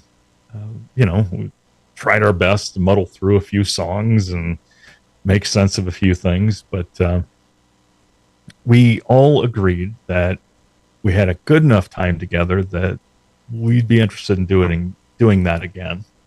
And so we continued to meet, whether it was once a month or twice a month, whatever it was. And we began to learn more songs. And next thing you know, we had a full set. And we had an invitation then to play at our local shrine. They had a social event one night, and they said, hey, we got an hour. Come play for an hour. We'd love to hear you. And so we're just ecstatic over this. And so we go and play, and we continue and agreed that we're having fun, we're having enjoyment, and adding to our set lists. And more opportunities began to open up for us. We were all either former military or law enforcement. We were able to play at a lot of the VFWs, American Legions, and so forth. We did charity events. I mean, we continued to build sets out. We ended up with 4 or 5 hour-long sets that we were able to put together. But we were having the time of our lives, just being friends and being Scottish Rite Masons together and doing something together that we loved. And so for 7 years, we played out, maybe a couple times a month, whatever it was. But it started off as a ragtag group of guys that kind of had a vision for themselves. And they had an idea and a concept of something that they wanted to build. And so through it all, and through 7 years of working together and building friendship, we built the Guild of Rock and became a band. And so connecting this, I guess, to the process of how we're describing this, as a group of men and as a guild, we all had that desire to explore and to create, and we knew something that we wanted to build. We continued to consider our needs and the life balance throughout the time together. Of course, there were times we had to ease off the schedule due to family, personal commitments, work, or so forth, if we felt like we were pushing too hard. We combined our collective knowledge and our skills, and we identified the things that we needed to learn. In the beginning, it was more simple things like transposing on the fly and modulations and memorizing songs quickly. But as time went on, things got more and more complex for us. Things like promotion, managing schedules and bookings, interpersonal conflicts, resolution, lighting, sound, stage monitoring, you name it. If we didn't know how to do it, we asked the right people the right questions, and we sought the information that we needed to teach ourselves everything that we needed to know to continue to push forward. Kind of like that NASA example from earlier. We also had to continue to hone our soft skills to work with, venue management, crowds, social media, and so forth. But we set realistic goals and we followed them religiously. That if we needed to add 5 songs in the next 2 weeks for a new venue and gig, well, you better get serious and take the time to practice on your own and come ready for rehearsals. But each of us through this process found purpose and tremendous personal satisfaction through this creation. It was a lot of work, but we all look back at it as an experience as being one of the best of our lives. And so this pursuit of finding meaning can be a truly rewarding experience for each of us. Through the exploration of ourselves, we grow as men and as Masons, understanding and expanding on our knowledge and the skills as needed through learning and experience sets us up to find purpose and meaning through creation. And what that might look for each of you, it's really up to you. Your personal capacity, your knowledge and skills, and your ability to dream of what's possible. And so before I kind of begin to wrap this up, I wanted to share with you a short poem by Will Allen Dromgoole, and it served as a source of inspiration for me countless times in my life, and it's called The Bridge Builder. An old man going a lone highway came at the evening cold and gray to a chasm vast and deep and wide, through which was flowing a sullen tide the old man crossed in the twilight dim. The sullen stream had no fear for him. But he turned when safe on the other side, and he built a bridge to span the tide. Old man, said a fellow pilgrim near, you are wasting your strength with building here. Your journey will end with the ending day. Never again will pass this way. You've crossed the chasm deep and wide. Why build this bridge at evening tide? The builder lifted his old gray head, and good friend, in the path I have come, he said, there followed after me today a youth whose feet must pass this way. This chasm that has been as naught to me, to that fair-haired youth may a pitfall be. He too must cross in the twilight dim. And good friend, I am building this bridge for him.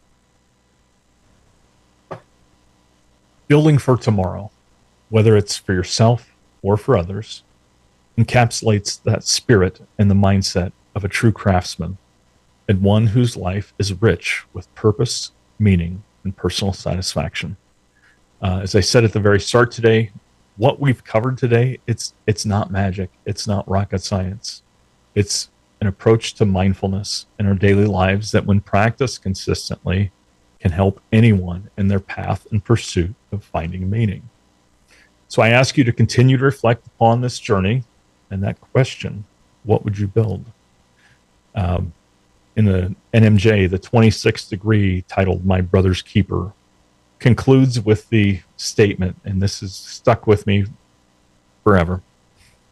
Ritual is what we say. Freemasonry is what we do. And so how you apply Freemasonry in your daily lives and what you choose to create is limited only by your imagination and your pursuit of finding meaning. And it is my sincere hope that if, in 10 or 15 or 20 years from now, if I came up to you and asked the question, what have you built? How has it brought you meaning and personal satisfaction in your life? You'll be able to look at me, perhaps with a sheepish grin, but nod your head and say, come, let me show you. I greatly appreciate you all taking the time for the ability to be here to share this message with you today. It's truly a huge passion of mine as I try to help and guide members along this path of finding meaning and satisfaction in our fraternity and for themselves personally. So with that, I am going to wrap up, and I certainly appreciate your time and attention today. Thank you.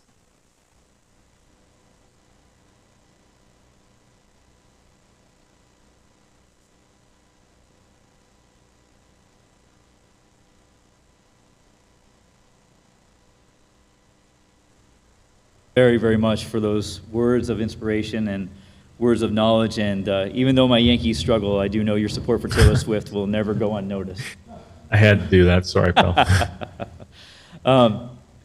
JB, Brother Bidgie, as you were talking about that, and you did kind of mention about going into a car and you kind of driving aimlessly.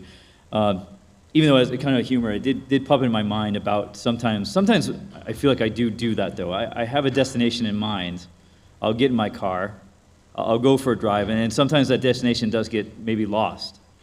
But in my head, I know that I'm looking to go somewhere for some meaning, and even though in the car I may not get there right away, I know the end result is going to be something with purpose. So I do think as us as brethren in our fraternity and whatever journey that we're going on, when we get in that car and go to that journey, I know sometimes that maybe the destination isn't clear in front of us, but at some point in time, I think we do get there.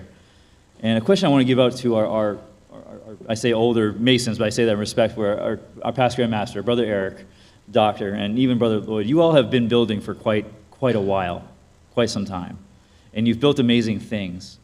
I kind of just want to put a question out to you four. Do you feel the journey is still going? Where do you feel your building is going from here as you've gone so far? Well, how about you, Brother Luke? You've been the chair for the college for quite a while. Oh, how about we start with me? Right on. Thank you. That's a good question. You know, I don't think the journey ever ends, and there's an iterative process to what Brother JB was talking about. One of the things I had jotted down on my notepad while he was doing his presentation was managing expectations is important, right? You want to make sure your expectations are realistic and achievable, as he had mentioned. But you have to balance that also with aspiration and dreaming, right? I think meaning comes from the brackish water where your dreams and aspirations kind of meet with what those realistic expectations are. So it's a process that never ends, but kind of ebbs and flows with the tides of aspiration, expectation, and then ultimately executing, right? Because you can dream all day. You can come up with excuses on why you may not be able to achieve that, but somehow you have to navigate that boat through that ebb and tide of aspiration and expectation to actually execute. So yeah, the journey continues for sure. I am curious. What do I notice as I get older? I'm now middle-aged, if you will. My energy is not what it used to be, right? I'm sure that's something that probably gets better with age. Is that correct, my older brothers around here? If not, what is it like as you continue to build throughout those decades? Is there anybody? All right, right over here, Brother Eric. Okay, thanks. You know, in a way, it's funny saying, which is better, the journey or the destination, because everyone says that you don't have an end in learning. When you stop learning, essentially that's when you start dying. And the same thing with the journey and the destination. The journey is the destination, and the destination is when you no longer journey. When you ask someone, a perfect example is a mountain climber, and say, what do you like about mountain climbing? You'll never hear, I like to stand on the top of the mountain and look. Whenever you talk to someone who's climbed Mount Everest, tallest mountain in the world, they never say, gee, I love the view from on top of Everest, because people have said basically the view from Everest stinks. You've got clouds and cover and everything else.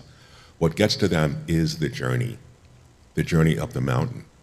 And oftentimes, the more difficult the journey, the greater the feeling when you reach the top. They have right now, this weekend, the Mr. Olympia competitions are going on. And what they say is it's not winning the title, it's being better than they were the year before. And that's the key. Masonry is based on steps. You don't start at entered apprentice and the next thing you know, you're Grand Master. There are many, many steps along the way. And it's how you look at each step along the way. Just like in development, you have to go from step A to step B. You can't jump just from step A to step D. So it's how you look at the journey. And it's both an external journey and an internal journey. You know, if you make the trip through Freemasonry and you reach master and district deputy and everything, but you haven't internalized it, it's worthless. It's like the knowledge without action. You know, there's that old saying that was talked about earlier wonderfully, what's the difference between knowledge and wisdom? And there was a rugby player actually that I heard who said, the difference is knowledge is knowing that a tomato is a fruit. Wisdom is not putting it in a fruit salad. You know, and that's sort of the practical application of that knowledge. And that's really what sort of, for me, for one, and I think for a lot of people that stay in Masonry for decades, it's that knowing, that internal wisdom that is never at an end, that is always growing and always developing. So that's... I think, Brother Eric, you make a good point, and actually kind of reflected on what you were saying too. And I use the example to our veterans, our military veterans. They almost have a journey in their own selves, right? They enlist, they do a certain amount of time, whether it's 4 or 10, whatever, and then they get out. It's almost like the pinnacle for them, right? When they get out of the service and they do the time, they come home and they almost have a sense of what do I do next? Where do I go from here? And there is a sense of not death, but maybe a sense of stoppage. They don't know where to go. And a lot of our veterans do join Masonry for the reason that helps them continue their journey and their discovery moving forward, and it gives them a sense of rebirth or maybe life, if you will. So I thank you for that reflection of that, because I tie that very much to our veterans, because I think they feel that feeling when they get out. I'd like to hand the mic over to one of our younger Masons here today who has some reflections and thoughts. Thank you very much. My name is Gregory Pierce. A couple things that I'm taking away from this is, while listening to the older Masons and the wisdom and everything that's surrounding me, a lot of that wisdom is shared amongst Masons.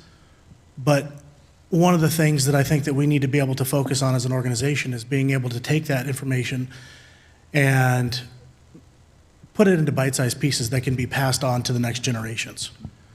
The average age of Masons in the state of Maine, I believe, and correct me if I'm wrong, is 68. We're close. Yeah, I think we're very, close on very that similar. number. Sure. You know, what does that mean for my son? Well, you know, what does that mean for his son? Where, you know, how can we take all of this wisdom and knowledge and come together as a conglomerate, as an organization, as a fraternity, and make it engaging? To be able to pass this knowledge and pass the wisdom that everybody is gaining through years, years and years and decades of experience. How can we come together as an organization to put together a roadmap that is amicable to both young and new and younger generations and the passing of time? It's similar to an hourglass, for example. We can flip that hourglass over and sit there and watch one grain of sand go at the same time, or we have modern technology that can do the exact same thing but be much more engaging.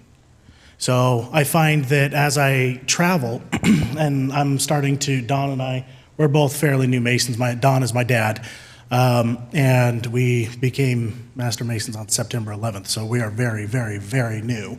But ultimately, we've been all over the 6th District here in Maine, but we've also gone to other states now already, and we're also 32nd degree Masons in the Scottish Rite.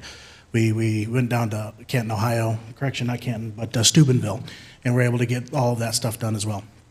But as we're traveling through all these different places, we're meeting wonderful people and seeing the knowledge across everything. But as a younger individual, I'm only 33, being able to transfer that knowledge and retain the level of attention needed to bring people in, I think is very interesting. So just listening to everybody talk today was a nice touch. Thank you, and I'm excited for both of you as you start this Masonic journey, because it is it's something that continues and builds upon itself, right? As you build that structure of knowledge that no human hands can take away from you. And brother, I like what you said about the outreach too, because actually brother Luke and I kind of hinted on that yesterday as we were doing this for today, is how do we expand and outreach Masons, younger, older, and I think in and beyond that too, maybe the different cultures of Masonry, I think is also very important. It's not just Maine Masonry, if you will. It's not just New Hampshire. It's not just the Scottish Rite. The Masonry culture is vast and wide and many. And I think if we can find a way to connect those together as Masons, as people, I think we would absolutely be better for it. And the opportunities we've had here at the college to outreach to our brethren in different countries of different nations and just different vast array has really expanded our knowledge to that. And that's why we're glad to share that with everyone. And that's what we look to do. So I thank you very much for that opinion. That's awesome. Are there any comments on the YouTube channel? I usually am over there looking at them, but I'm over here now in front of the video. No extra comments there. No, just a bravo. Yeah? We got a good bravo. Thank you. I do have a comment myself, if you don't mind. Yeah, please. Yeah, absolutely. I've He's got his own mic. He's got like 5 other mics. Can everybody hear me okay? How about you, JB? Can you still hear me? Great. So, you asked the question, what would you build? And I find myself asking that question a lot. Because of my my hobbies and my interests and my desire to learn, I have tons of equipment. I have a machine shop in my garage, a wood shop, I have 3D printers, I have, just unimaginable resources for a home maker to make and design things. And yet most of the time, the biggest challenge that I find is actually figuring out, what do I want to make?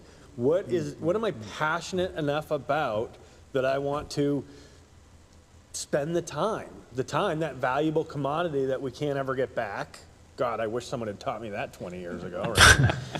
But so what do you want to build is the right question, and I think the answer that we have to seek as Masons is when we see opportunity like this, we build it. So you're saying, you had mentioned using the making the information more digestible for a younger audience.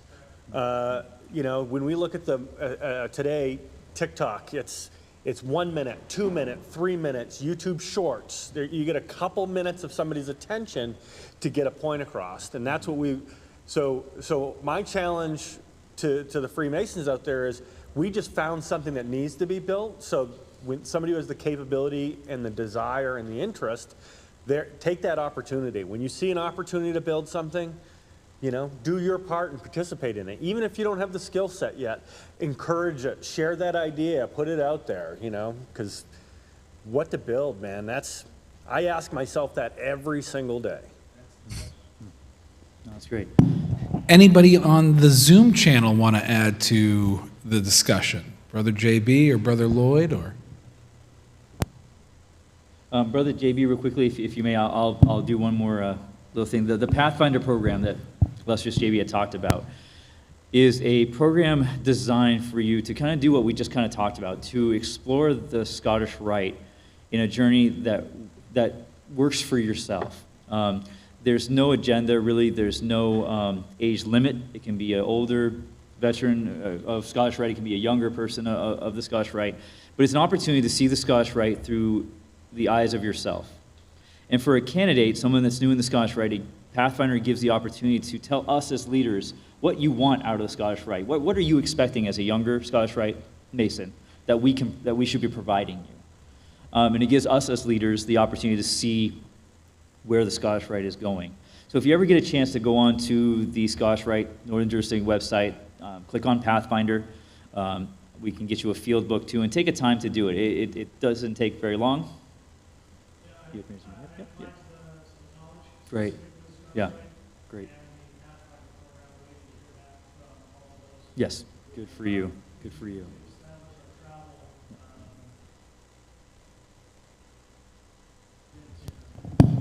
Sorry, for the people who are watching. Oh, very well.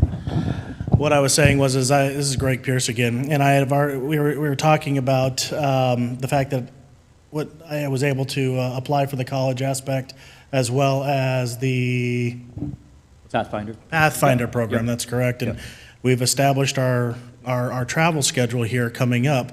We're hitting, New York, Ohio, Boston, Illinois, Massachusetts, all to experience different, different aspects, different not ideology, but personalities, different presentation styles, so that as what you're talking about specifically in the building project that was brought on by the brother, specifically with the shorts and everything, I'm currently in leagues with Don here.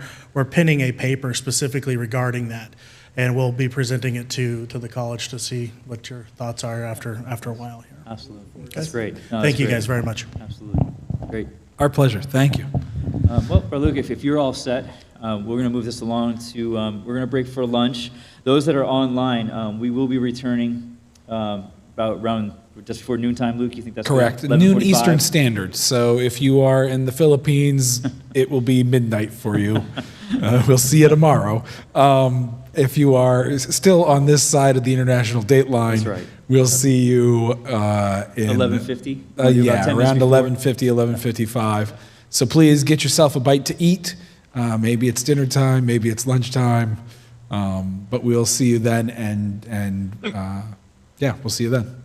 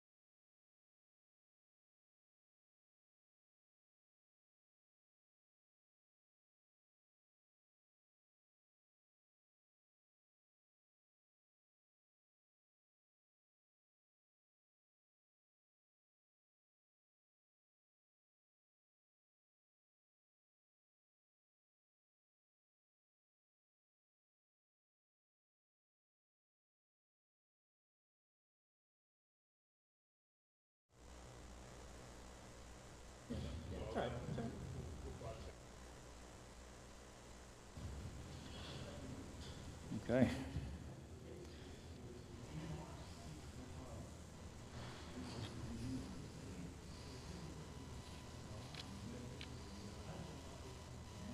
All right, brothers, as we're finishing up eating and we're having a good kind of finishing up, we're going to kick off with the afternoon session. We have 2 lectures in person this time and none on virtual, so we'll be able to do that. But hopefully everybody enjoyed the meal, enjoyed the lunch, and we have a very good brother that will keep us awake and enlightened. Brother, Venerable Sovereign Master Louis Manter from Joshua Chamber Council number 354 in Augusta of the Allied Masonic Degrees. This brother has many, many titles to him because he's a very educational and influential brethren. But I will not take the whole day to give him his titles. But Brother Manter is a phenomenal, phenomenal brother with great insight about the York Rite bodies, and more specifically the appendant bodies of the York Rite as he explores the finding meaning of those. So without further ado, Brother Louis Manter, the floor is yours. Take it away.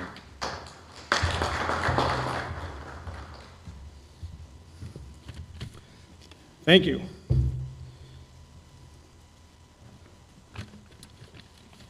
So about 6 months ago, my good friend Brian Ellis asked me if I wanted to speak at the Maine Masonic College. And I had never given lectures before. I had never spoken in front of large groups before. And I had agreed. I said, sure, why not? As the days get closer, I had to email him a couple times saying, Brian, what are we talking about again? And he's like, just talk about this, finding meaning. I'm like, finding meaning in what? The symbols, the personal meaning, what are we talking about? He's like, just do the best you can. I said, okay, this is what we're going to do. So I came here today, and I want to thank everyone for coming to this event to talk a little bit about the York Rite and some appendant bodies. It will be interesting to watch me because sometimes I'll be trying to keep my focus on what I've done on the 8-page document I have written down for today, and a lot of times I'll just be going off onto some personal experience, perhaps. So, Brian, if that happens too much, keep me focused. Okay. So, how many people here are members of the York Rite? 1, 2, 3, 4. Excellent. So we're familiar, the members that are part of York Rite, I'm suspecting that you have gone through chapter council and commandery? Not commandery yet. Excellent. Your time is coming. Save the best for last. I'd like to start out from the very, not historically beginning, but from the beginning of a York Rite journey. So I'll talk a little bit about the chapter, the council, the commandery, and then at the end of my lecture, I'll get into a little bit of the Allied Masonic degrees, a little bit of the Red Cross of Constantine, and if there are questions, we can go deeper into this. The chapter of Royal Arch Masons. This journey begins with the chapter of Royal Arch Masons. With this body often is considered the completion of the Master Mason degree. Here, Masons dive deeper into the allegories and symbols introduced in the Blue Lodge. The Royal Arch emphasizes the recovery of lost knowledge. Now, when I say that, that literally means the word we're all looking for, the lost word. You find this word in chapter. And the importance of seeking truth. It teaches us that the pursuit of wisdom is a lifelong endeavor, and the true secrets of Masonry are revealed only in those who are diligent and committed in their quest. What that basically means is you can join a chapter and say, hey, I want to learn more. I want to find more meaning out of my Blue Lodge. So you join a chapter. Similar to Blue Lodge, it doesn't just automatically, you don't automatically acclimate yourself to the all-knowing knowledge. You have to, the commitment in it and doing your due diligence means you have to take a part, get involved, which at that point, you start absorbing what the chapter degrees have to offer. When I often say when people join a Masonic body, they should think twice. Number one, it is, in my opinion, Masonry is not an easy subject to broach. There's a part of a person that has to have some commitment in it, in doing what he endeavors to gain out of joining. And chapter is no different. I'll give you a little brief on council. Next, we move to the Council of Royal and Select Masters, also known as Cryptic Masonry. This body focuses on the preservation of sacred knowledge. The degrees within the council highlight the values of secrecy on the preservation of sacred knowledge. So you'll know in chapter you're learning the sacred knowledge. In council, the Cryptic Masonry, you're learning how to keep the secrets of the sacred knowledge. The degrees within the council highlight the values of secrecy and responsibility that comes with holding knowledge. It is a call to protect and cherish the wisdom we acquire, ensuring it is used for the greater good. So council degrees give you, once again, more of the story. They start filling in the parts and pieces that once you're raised as a Blue Lodge member and you take parts and you're learning the lectures and you're really becoming involved, and you'll find that you're having blank spaces in the storyline. Chapter fills in many of those stories, and then council will give you events that happen prior to and after that tragedy of the third degree, filling in even more of that story. And you really, when you finish council, you by no means have the whole story, but you have a lot better understanding of where you're headed and what you're trying to accomplish in the York Rite and Masonry and period. The Commandery of Knights Templar. This is, interestingly, one of my absolute favorite bodies. It goes Blue Lodge to Commandery. The final body in the York Rite, and I'll note that that's for application purposes. There are many bodies in the York Rite, but for ones you can apply to. The final body in the York Rite is the Commandery of Knights Templar. This body is unique due to its Christian orientation, drawing inspiration from the medieval Knights Templar.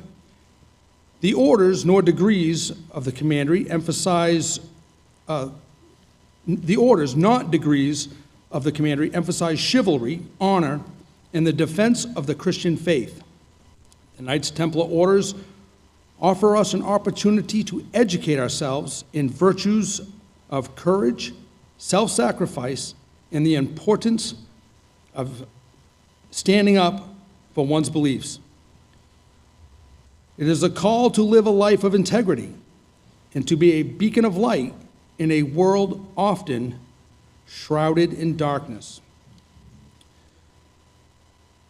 So, like I said earlier, this is designed for the Christian faith. Although Masonry allows all religions to join, the Knights Templar focuses on the Christian faith of that part of Masonry. Although the questions asked to join a Commandery of Knights Templar is not, are you a Christian?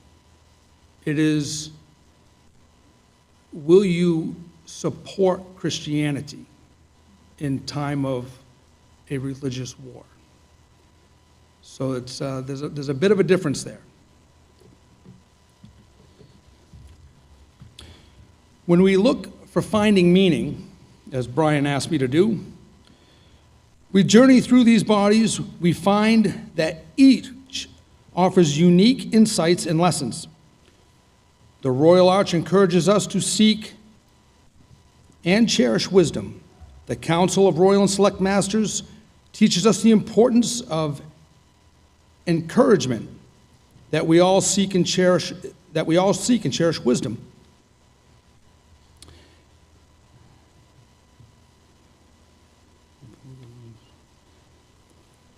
And the importance of safeguarding knowledge and being faithful stewards of the rules of the truths we hold. The Commandery of Knights Templar inspires us to live with honor, courage, defending principles and beliefs. As such, the York Rite bodies of Masonry provide a comprehensive path for personal and spiritual growth. They challenge us to seek deeper understanding, to protect and cherish wisdom and gain and to live with integrity, honor, and by engaging with those bodies. So there's a brief synopsis of the first three bodies. And when we're finding meaning, I want to note that it is, probably everybody knows this, although we talk about symbols and signs and colors and emblems, and we'll talk about what they represent, please note that when you are trying to find meaning in Masonry, it is an absolute individual endeavor.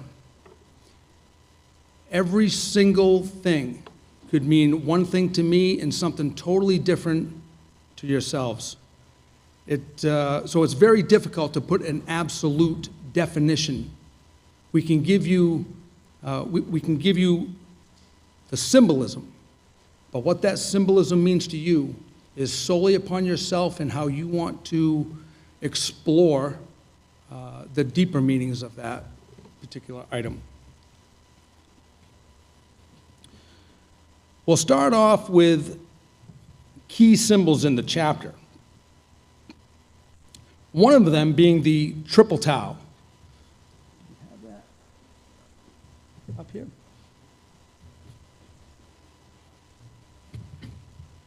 Wonderful. The triple tau is one of the most prominent symbols of the Royal Arch Masonry.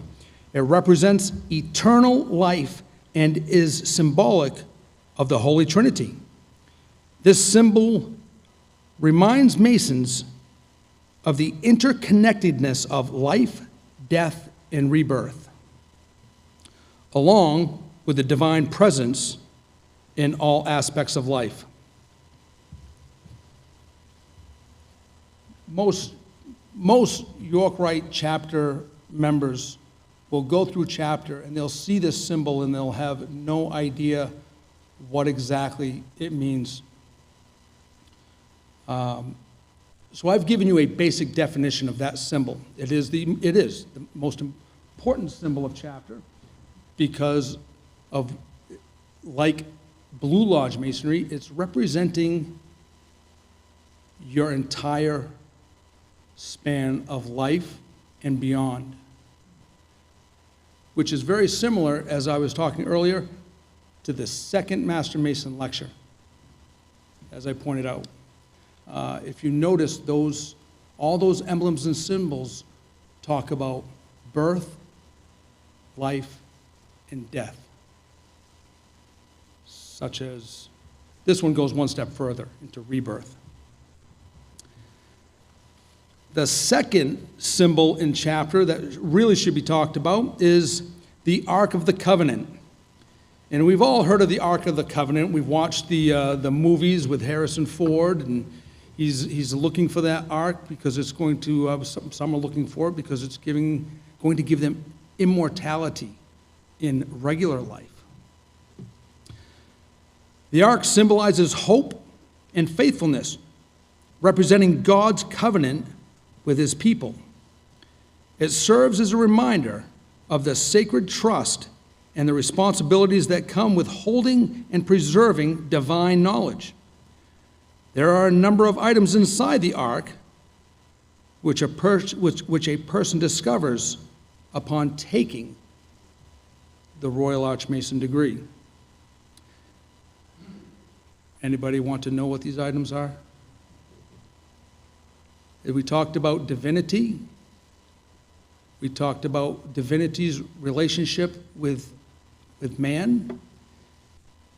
And then once you take the Royal Archmason degree, you learn what's in the original Ark of the Covenant, which is the Book of Holy Scriptures, Aaron's rod, and a pot of manna. These will be further explained to you if you join the York Rite. There are some moral and ethical lessons in chapter. One of them, the pursuit of wisdom. The Royal Arch encourages Masons to be diligent in their quest for knowledge and truth. It teaches that wisdom is not easily attained, but requires perseverance and dedication. I believe we had that discussion a little earlier with commitment when you join a Masonic body. One of the other moral and ethical lessons in chapter is fidelity and secrecy.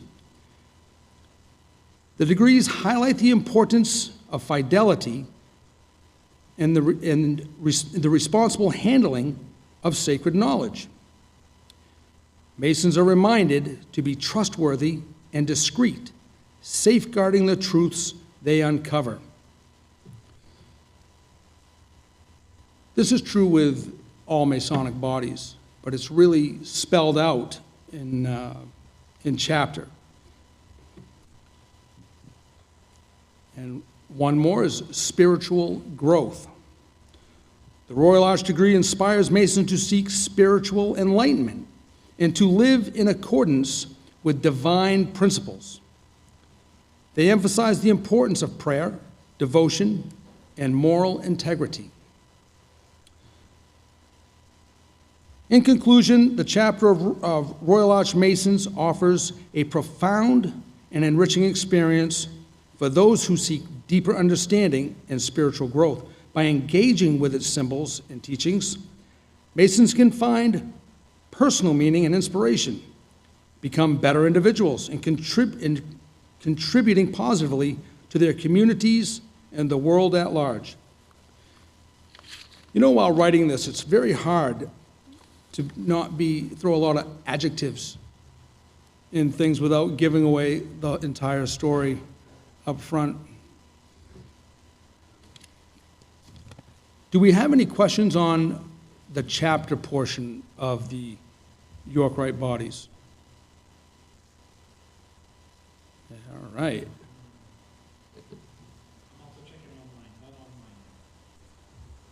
Not online yet?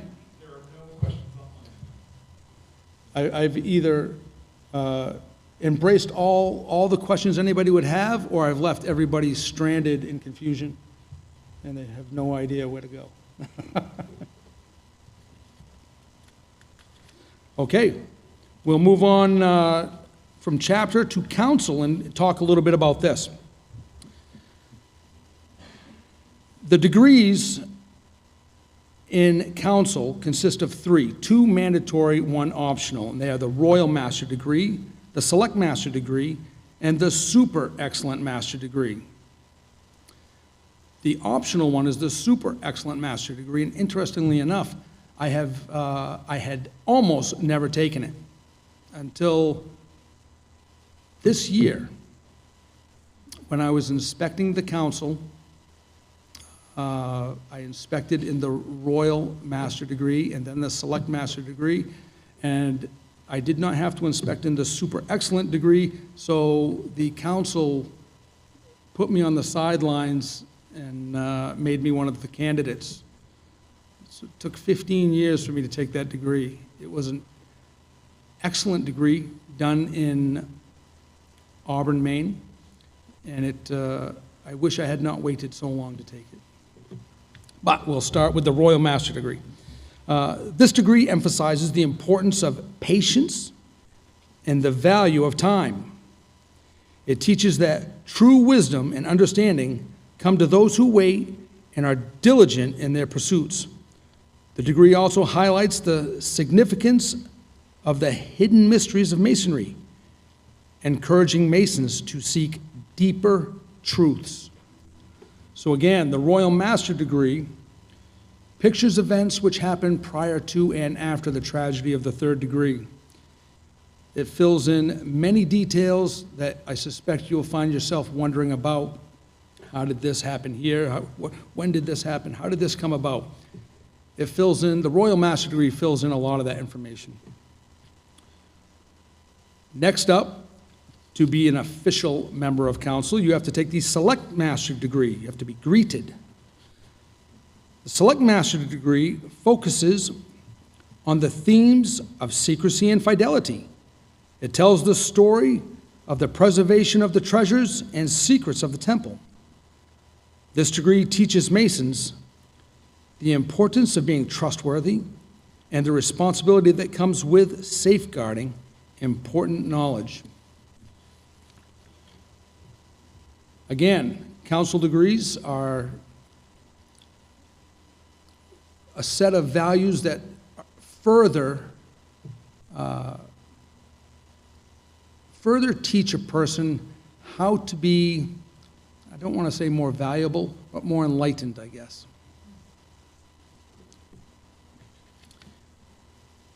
The Super Excellent Master degree,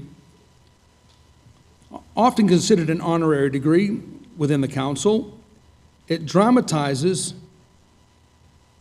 the destruction of the temple and the lessons of loyalty and faithfulness. It serves also as a reminder of the consequences of betrayal and the importance of remaining constant in one's duties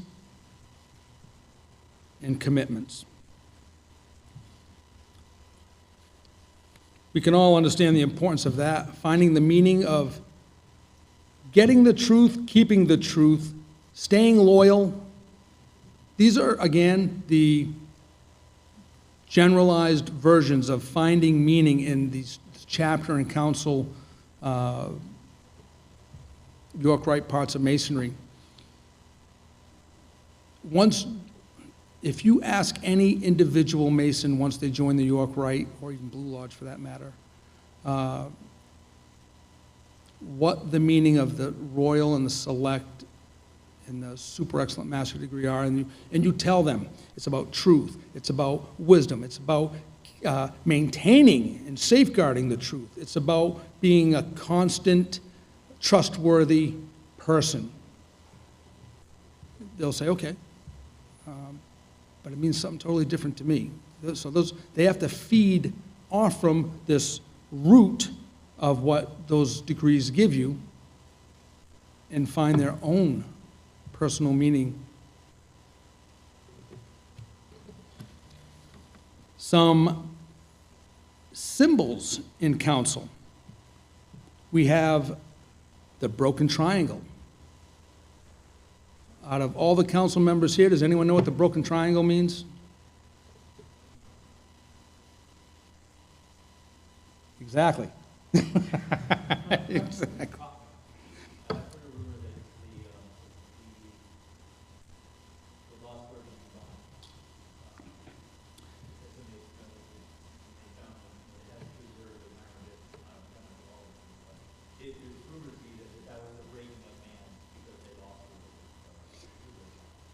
That is, that's a valid look on that, because in the Royal Master degree is when they actually lose the word.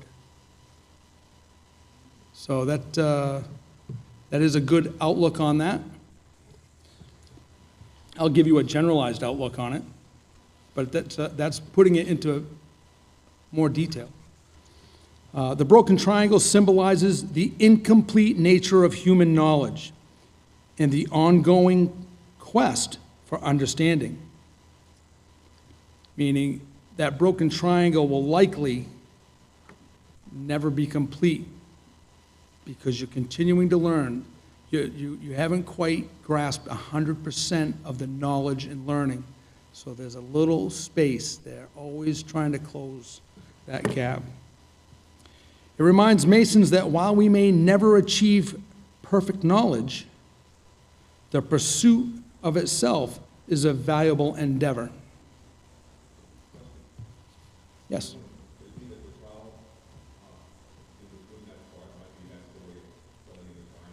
Absolutely. Yep. So if we look at the trowel as an emblem back in Blue Lodge,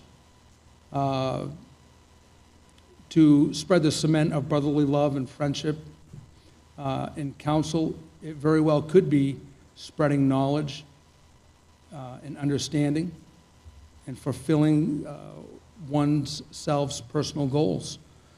But once again, even with the trowel there, the broken triangle will likely never be completely closed.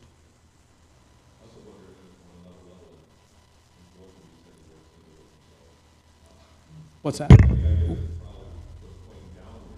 Mm-hmm.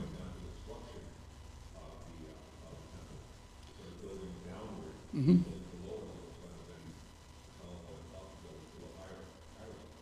That's a valid point, because in the council degrees, especially the super excellent, the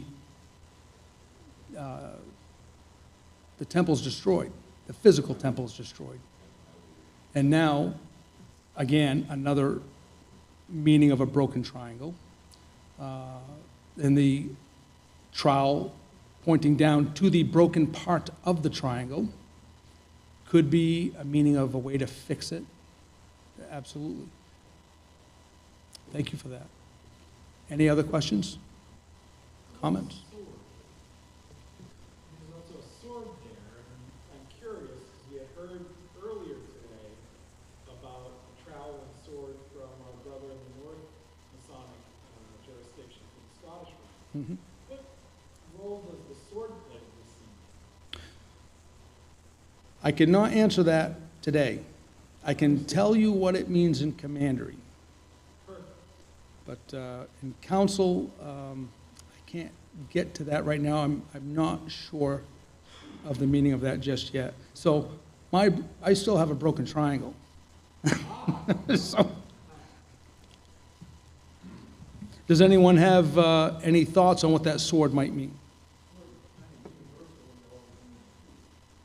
Meaning truth, which is huge in council.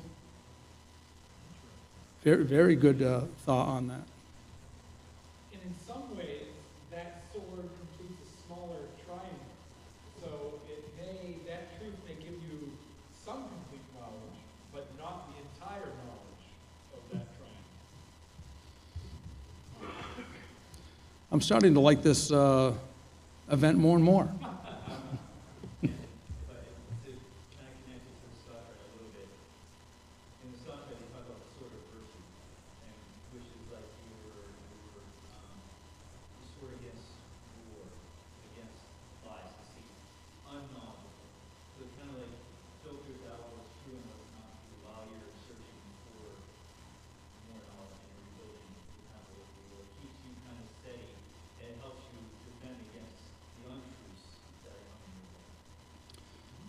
Valid. It's a valid theory. All of them are. It's interesting what a bunch of Masons sitting in a room can put together that you wouldn't possibly think of on a 2-hour ride in your vehicle up here. I've done actually that thing before, so I have the context, and quite frankly, I'm very new, so I'm learning fast and out very quickly, which is fantastic. So for me, looking in on this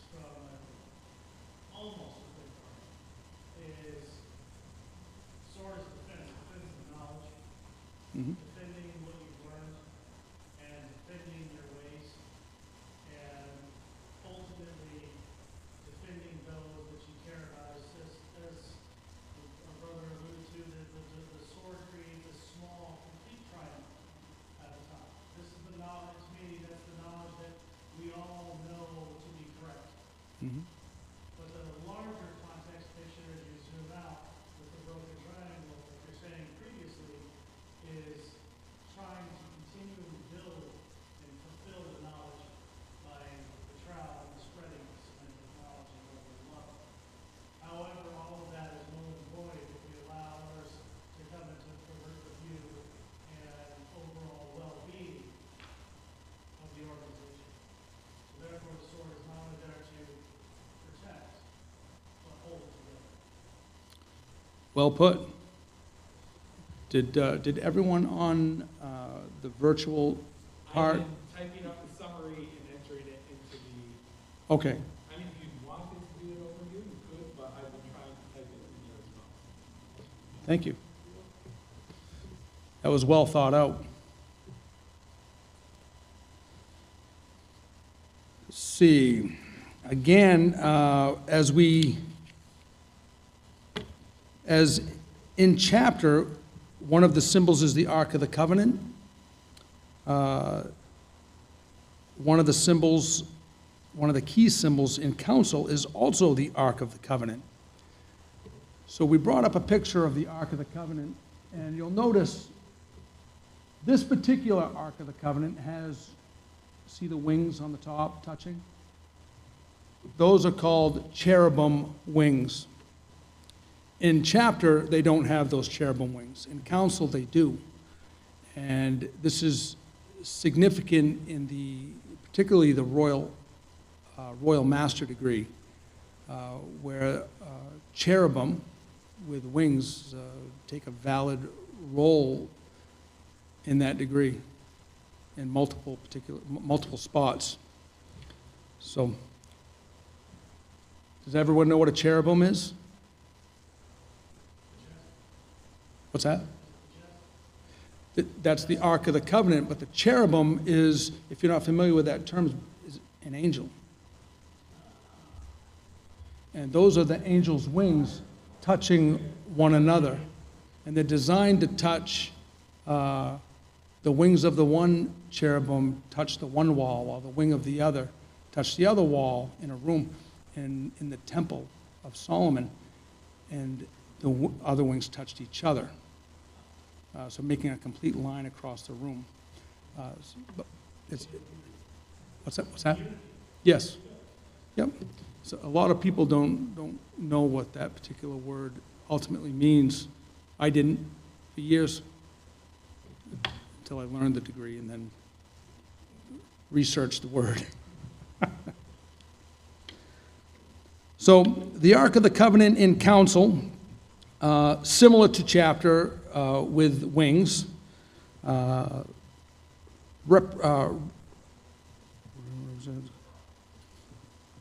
symbolizes the sacred trust and the responsibility of preserving divine knowledge. It serves as a reminder of the importance of faith and devotion,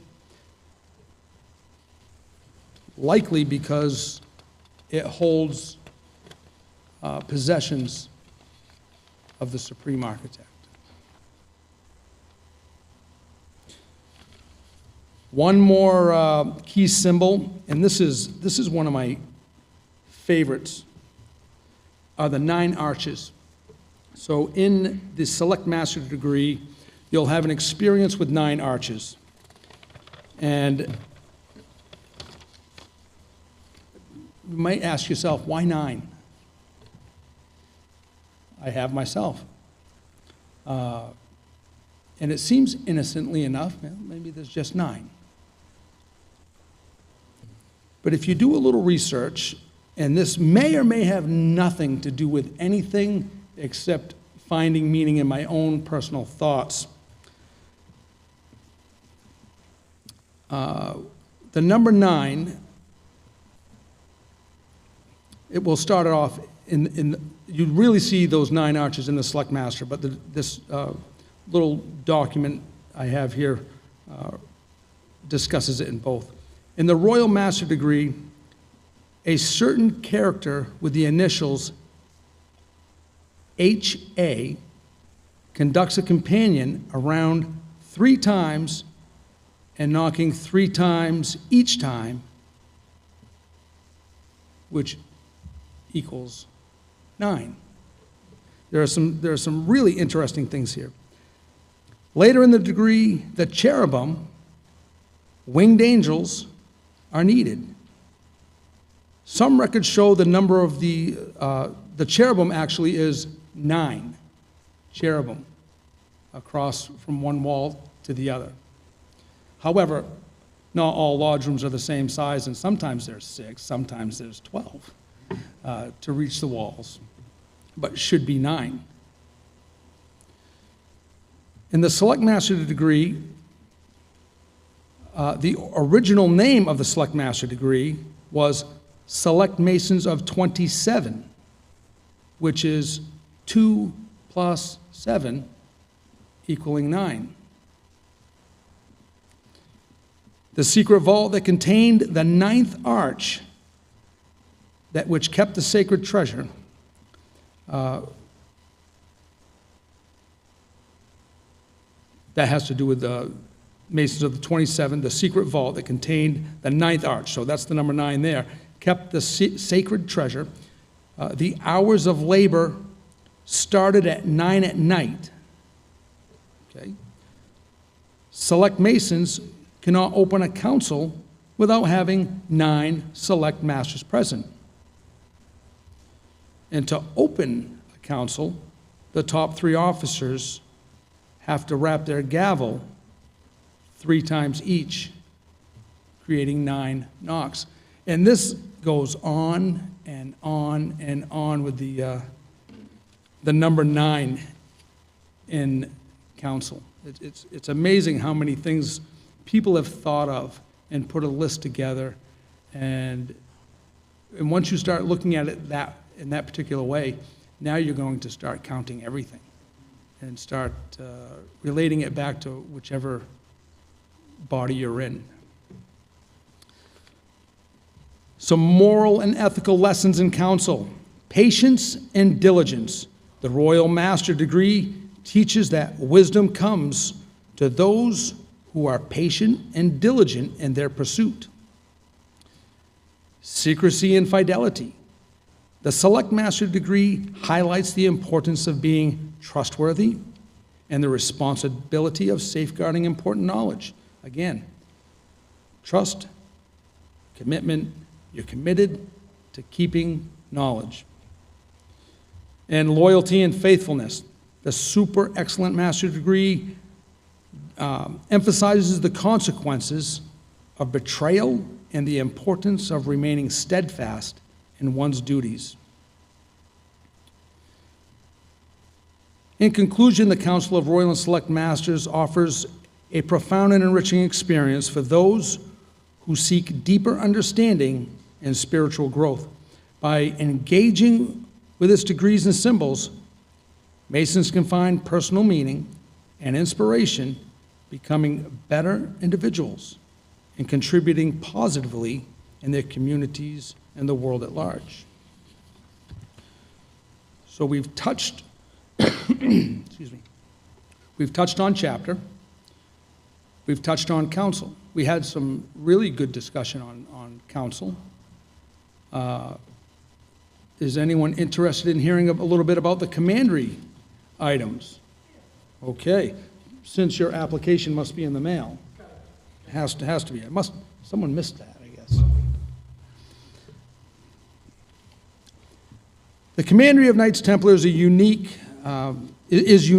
within the York Rite for its Christian orientation. Drawing inspiration from the medieval Knights Templar, this body emphasizes chivalry, honor, and the defense of Christian faith. The degrees within the commandery are rich with symbolism and moral teachings, which inspire Masons to live with integrity and courage. So now that you've moved into commandery, you do not have degrees anymore. Now they are called orders. And you might ask, someone's hand's probably going to go up right now and say, well, why is that? I have no idea. But I get yelled at every time I say degree, so. So those are considered orders, but it would be good for me to research why that is. The first order you take is the Order of Red Cross, which focuses on the themes, again, of truth and fidelity. It recounts the story of Zerubbabel and his quest to rebuild the temple in Jerusalem. The lessons emphasize the importance of truth, the power of faith, and the virtue of perseverance in the face of adversity. Wonderful order.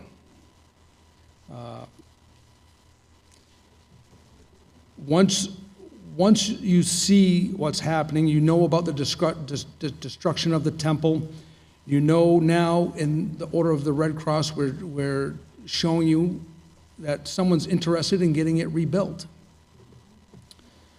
And you'll see, once you go through those orders, how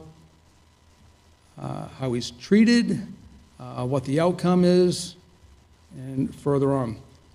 You move from the Order of Red Cross to the Order of Malta. The Order of Malta, also known as the Order of St. John, highlights the virtues of charity and hospitality. It draws on the history of the Knights Hospitaller and their mission to care for the sick and protect pilgrims. This degree teaches Masons the importance of selfless service and compassion for others. This is something we could all use a little help in, I suspect. If you are, of course, none of us are born Masons, or even go further to the York Rite, but these are important lessons to be learned. For me in particular, I have always been a very judgmental and critical person. And this particular order will try to strengthen your outlook on other people so as not to prejudge, criticize, patience between the Order of Red Cross and the Order of Malta. They're trying to inspire a better person inside and out. The Order of the Temple, one of my absolute favorite orders in Masonry. This one, I have traveled all over New England and seen Order of the Temples. There's one happening today in Belfast,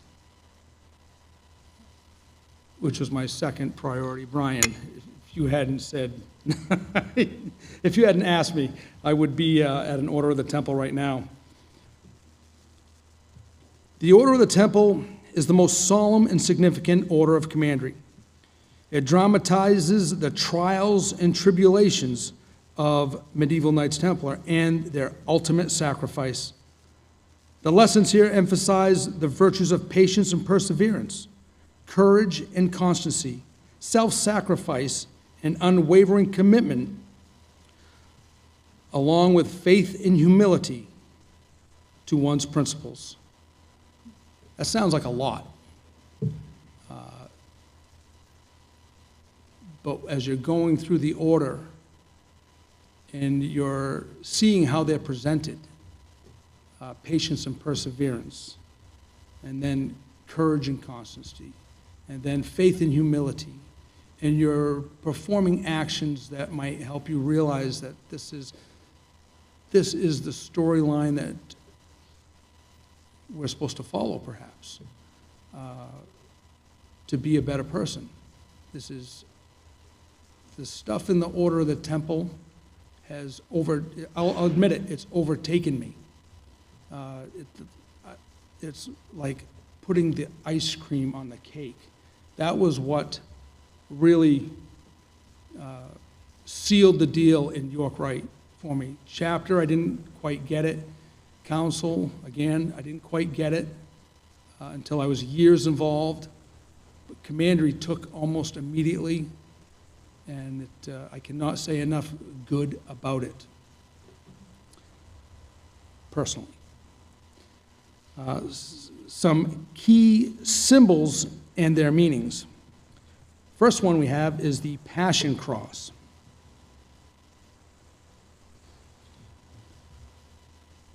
Did we get a picture of that one?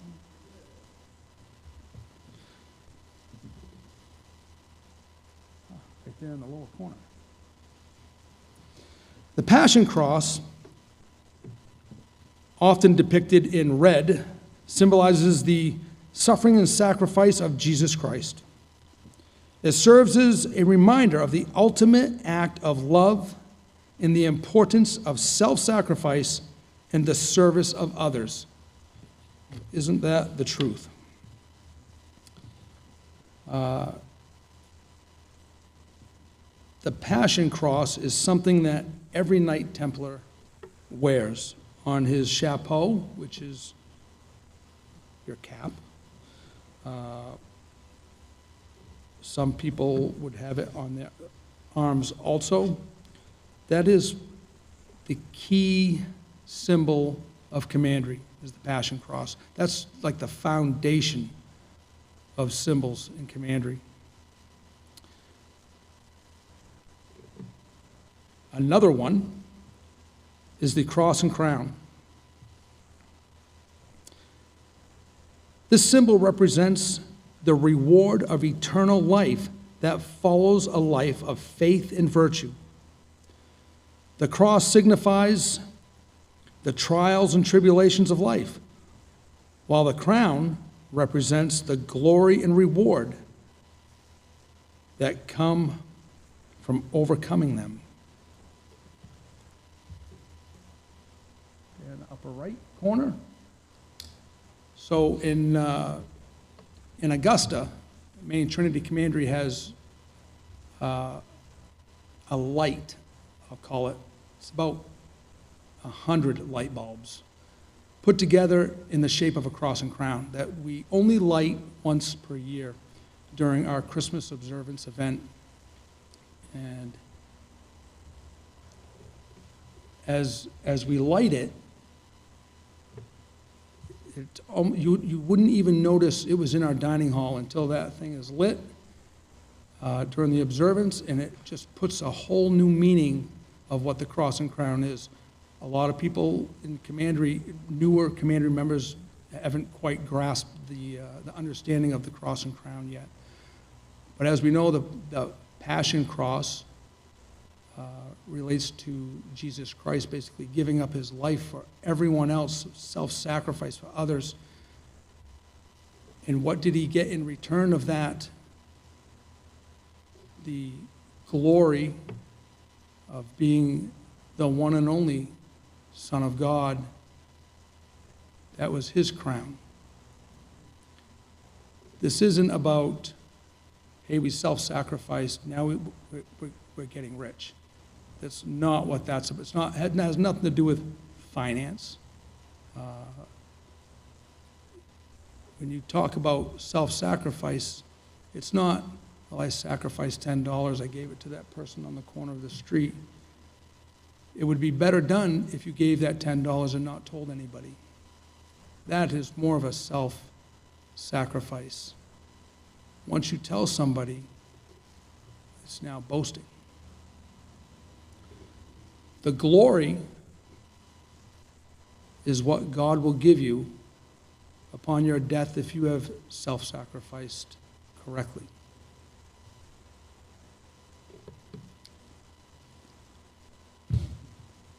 And now let's talk about the sword. Are you sure? We actually have a comment about the sword in the chat as well. Okay. Do you want to? Sure. Carlo, our dean of the college, says, I think because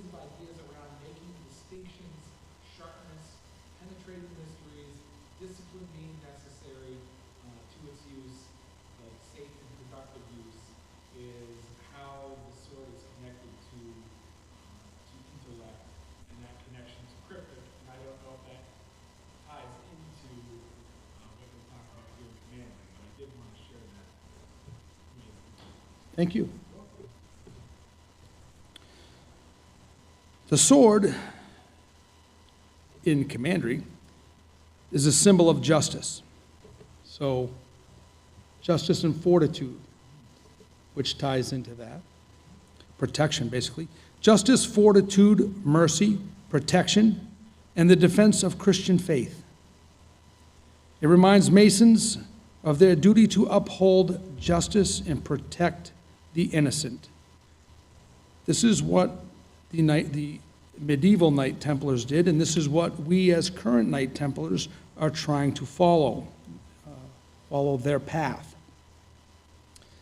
So the sword is, your comment, or the comment from Carlo is fairly correct with the protection. I do like the additional, the sharpness of the blade, his comment on the sharpness of the blade. Yep, penetrating mysteries. That's another way to, or an additional way to think of that.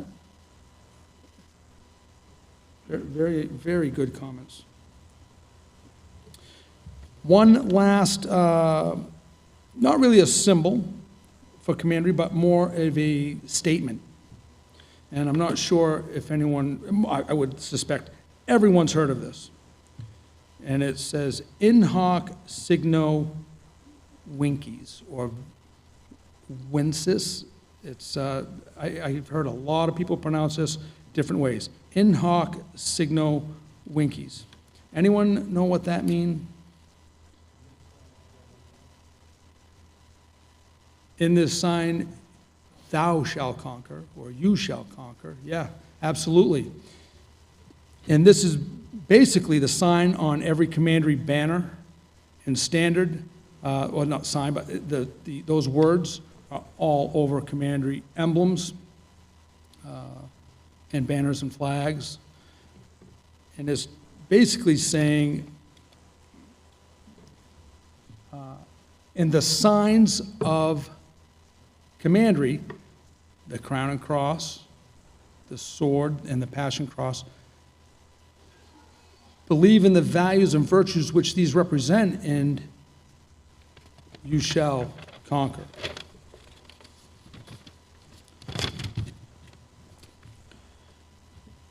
Lastly, we have a couple moral and ethical lessons in commandery, which we've talked about a little bit. Truth and fidelity. The Order of the Red Cross teaches the importance of truth and faithfulness in all endeavors. It's very good. Charity and hospitality. The Order of Malta highlights the virtues of charity, compassion, and selfless service to others.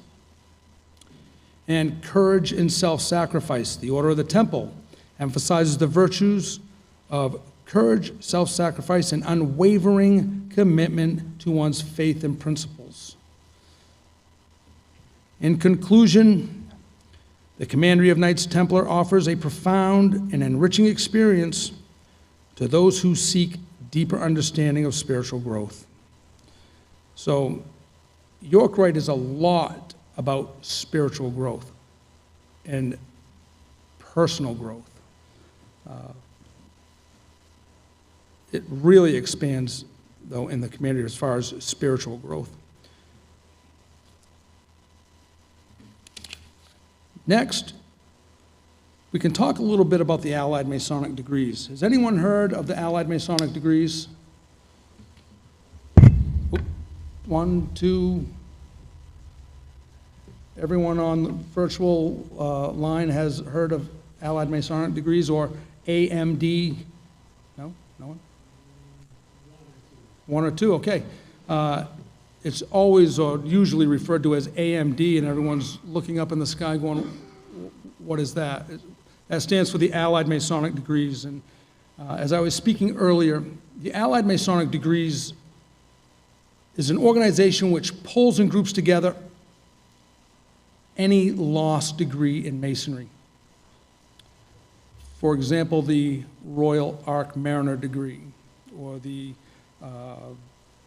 Knight of Constantinople. There's nine different degrees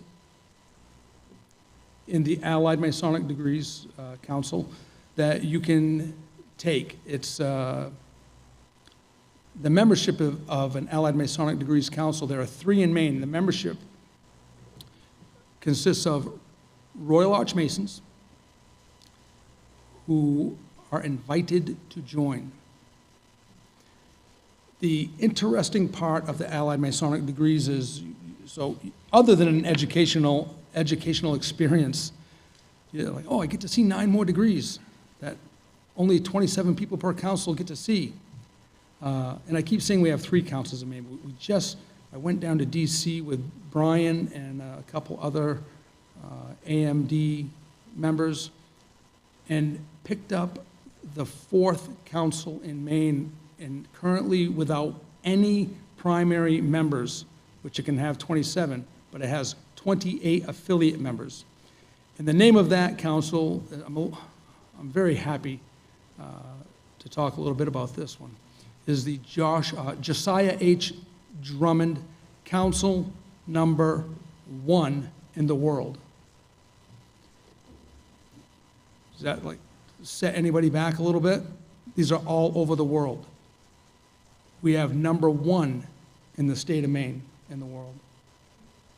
And a number of us went down to Washington, D.C., and they presented the charter to us. And I brought it back, and we have full intention of that never leaving the state again. I will note, though, for all of those Royal Archmasons who are not Allied Masonic degree members, there are no primary members in that council as of yet. And what the Allied Masonic degrees does is they have the lost degrees. 9 lost degrees that you can be invited to join this council. You can see those, but what used to be, you would see a introductory explanation, but you didn't see any of the degrees. As of now, we are working on we put the first Royal Arch Mariner degree. Brian and I and a number of others have put it on twice now in the state of Maine, and this is what a lot of the members have really been looking for. We're now working on the second one, which is the regular, just not Royal Arch Mariner, but the Arch Mariner degree. And you say, well, what's the difference? Well, there's quite a bit different in the degree work, but what is really special about the Arch Mariner degree is it was invented in Maine. Yes, in Maine. By, now this will confuse everybody, by Oxford Lodge of Royal Arch Mariners. So it's not the Royal Arch Mariner degree, it's an Arch Mariner degree that belongs to a Royal Arch Mariner Lodge, Oxford Lodge number 1 in the world. There were, I think, around, I don't know the exact number, numerous. There are numerous Royal Arch Mariner lodges in the world. I think we're down to 4 or 5 now. And Oxford Lodge is number 1. That's where it started, Oxford, Maine. Again, that constitution was lost. It was revoked. And while we were in D.C. getting Josiah H. Drummond Council number 1 back, we also managed to get Oxford Lodge number 1 back. What's interesting about this Oxford Lodge is every other Royal Arch Mariner Lodge that survives today, you have to be a Royal Arch Mason in chapter to join it, except ours, the number 1, Oxford Lodge number 1. We are the only lodge that has the right to bring in Master Masons and show them the Arch Mariner degree. That is some special ruling that is actually written in the Grand Allied Masonic Degrees Constitution. You wouldn't think it would be, but it's all in writing, and I love reading it. And when people ask, well, what do you need to belong to that? Everywhere in the world you have to be a Royal Arch Mason, except Oxford Lodge number 1. So we could take in unlimited members of that. There is a downside to it. You take in a Blue Lodge Mason, and you show him the Arch Mariner degree, and he wants to see now the other degrees which you can only get in council, a Allied Masonic Degrees Council. And they can't get in because you can only have 27 people in an Allied Masonic Degrees Council, and you have to be invited. It's not difficult to get invited because if you've made it to, if your name is known in Masonry, then everyone knows your commitment level and everyone wants committed members. So it's not difficult to get the invitation as long as there's a place to be invited to.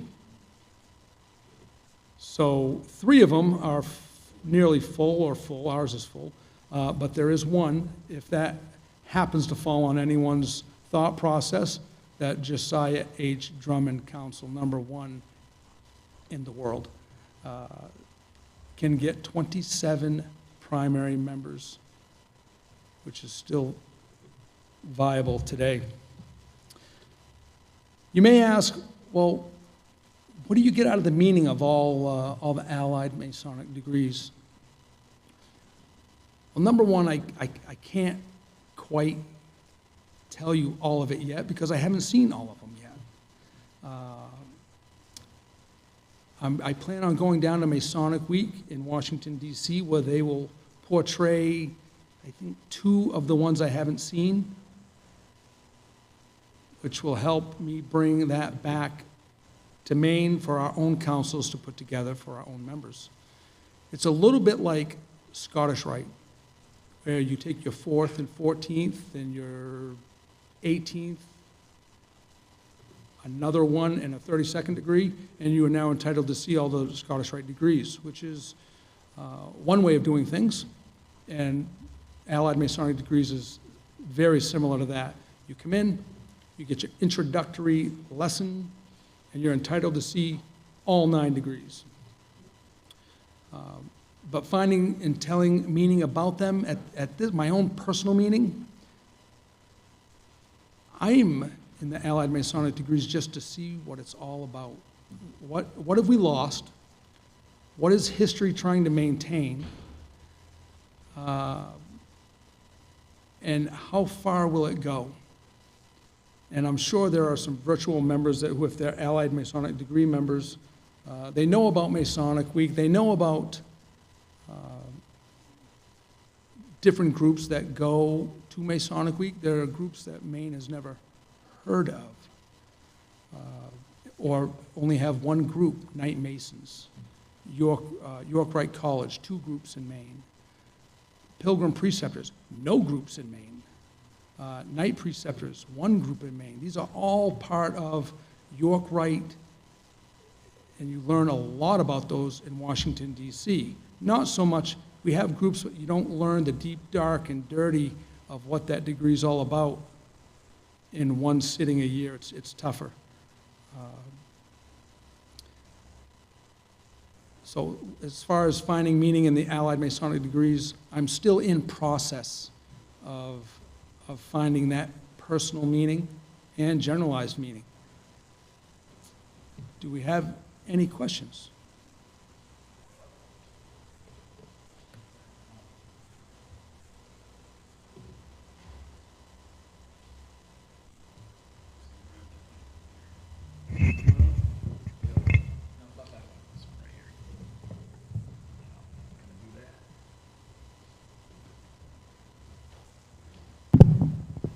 Over here. I just have a simple question. There are 9 lost degrees. Why are they called lost? How were they lost? And what does that signify? So They were lost ultimately because a group of Masons that created a degree, and I don't mean in this century, there were areas performing degrees, and likely not in Maine. And they may have performed that degree for 30, 40 years, and then disbanded. And rather than the degree never be held again, the Allied Masonic degrees were formed to pull any degree in that status and take possession of it, so it's not lost. So it's not that it was part of Blue Lodge. None of these were part of Blue Lodge. They were all part of some particular York Rite body that existed beyond chapter, council, and commandery, and dissolved or eliminated, got out of their ritual book, and the Allied Masonic degrees said, no, we'll keep all those in a certain area. Any other questions?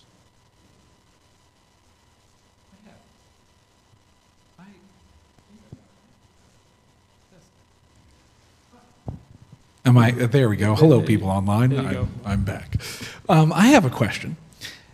Without giving too much away for those who haven't gone through the York Rite, there is a portion of that where you, as a Mason, bring your own symbolic interpretation to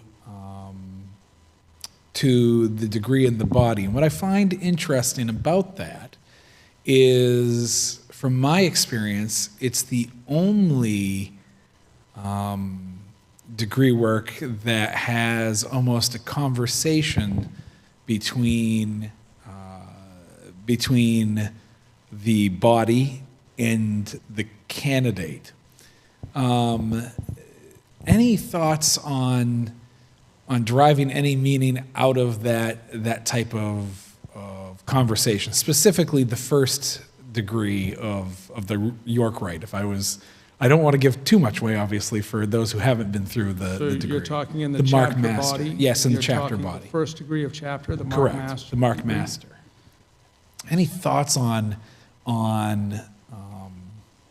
any meaning, or maybe it's just that level of it's a way of having a candidate reflect back to the body.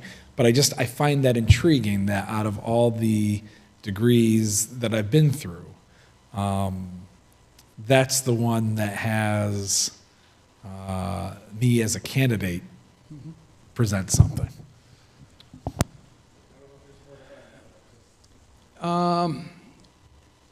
Let me scroll through my memory banks here a little bit. That may be the only degree that you present something, but it's not the only degree that you achieve and receive something.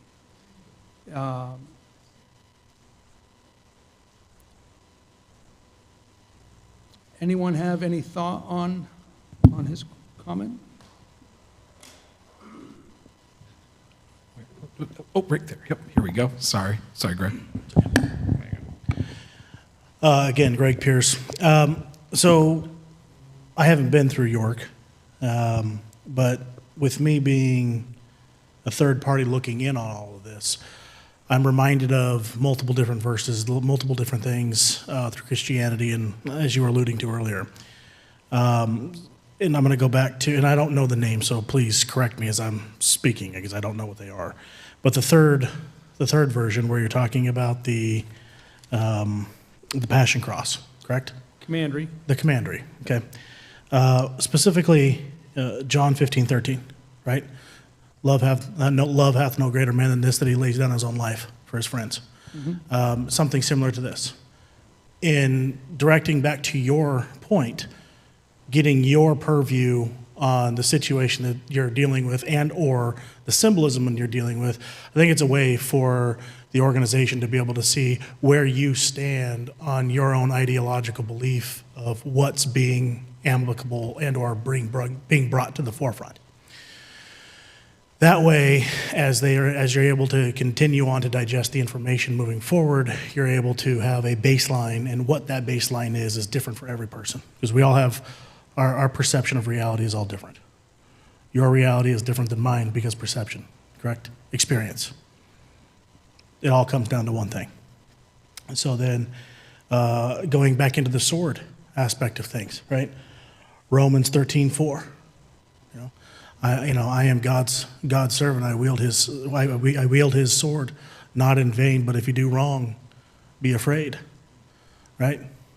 So there's a lot of symbolism that I'm learning from older members, from your speech up here specifically.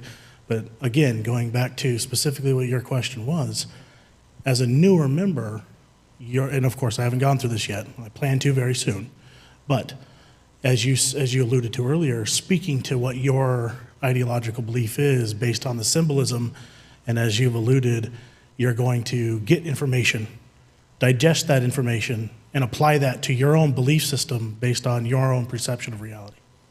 That's what I take away from this. Thank you very much. Other questions, comments? Yes. There's also one comment, as you mentioned, Luke, sort of you offer something during the first part of the Master Mason degree in the York Rite. Well, in the last degree of Commandery, it's almost the opposite, where it's one of the few times, and considering that the Commandery is sort of described as a Christian degree, the beginning part of the last degree sort of strips, in a sense, everything away, and probably is the most introspective, calmest, but at the same time most intense degree. And for those that have been through the third degree in Freemasonry, you can see that, in a sense, in a much different way, it is far more intense. It is. Than the Master Mason degree.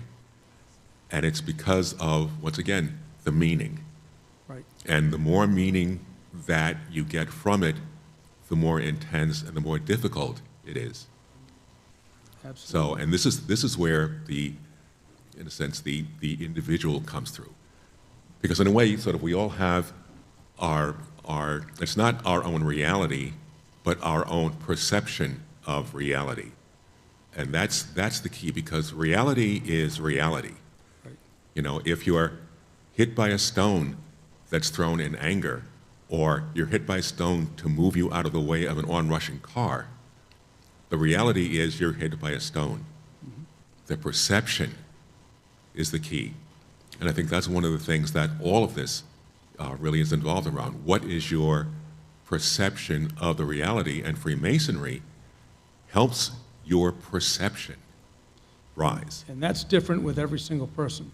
Exactly. That's dependent upon life experience. And that's where the wisdom part comes in, because also, in a large sense, you cannot impart wisdom. You impart knowledge, and you can guide the person along the road to wisdom, but that is ultimately a road that they walk alone. Correct. With guidance, but alone. Good stuff. I'll also point out, as you mentioned, in the Mark Master degree, it's the one degree you're giving something, but you're actually not giving anything. You're being inspected. And you have an item that needs inspection. And it doesn't pass inspection.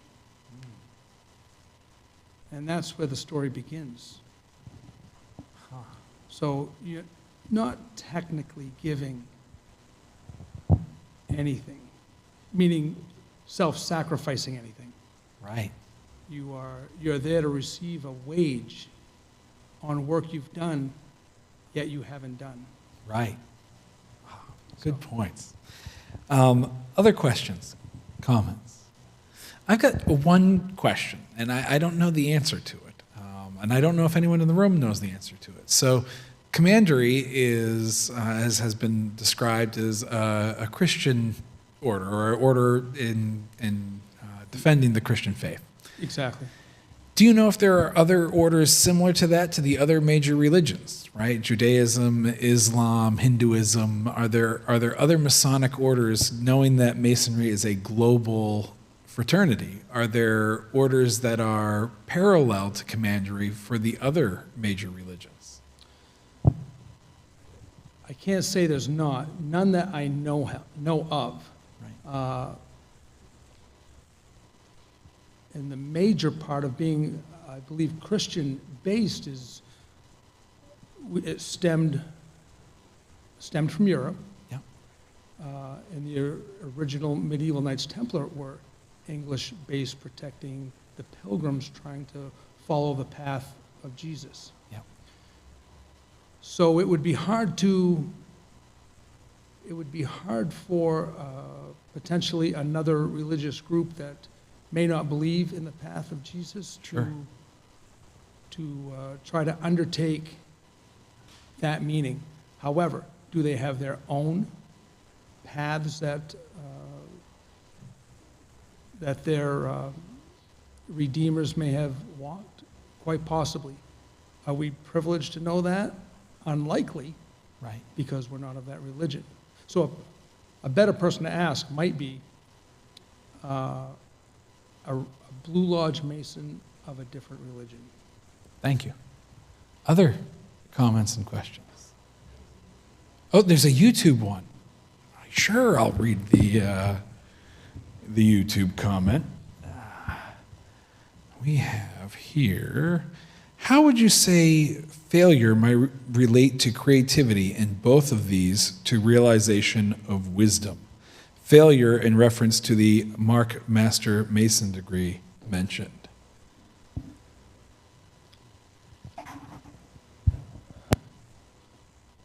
How would could I hear that question one more time? Of course.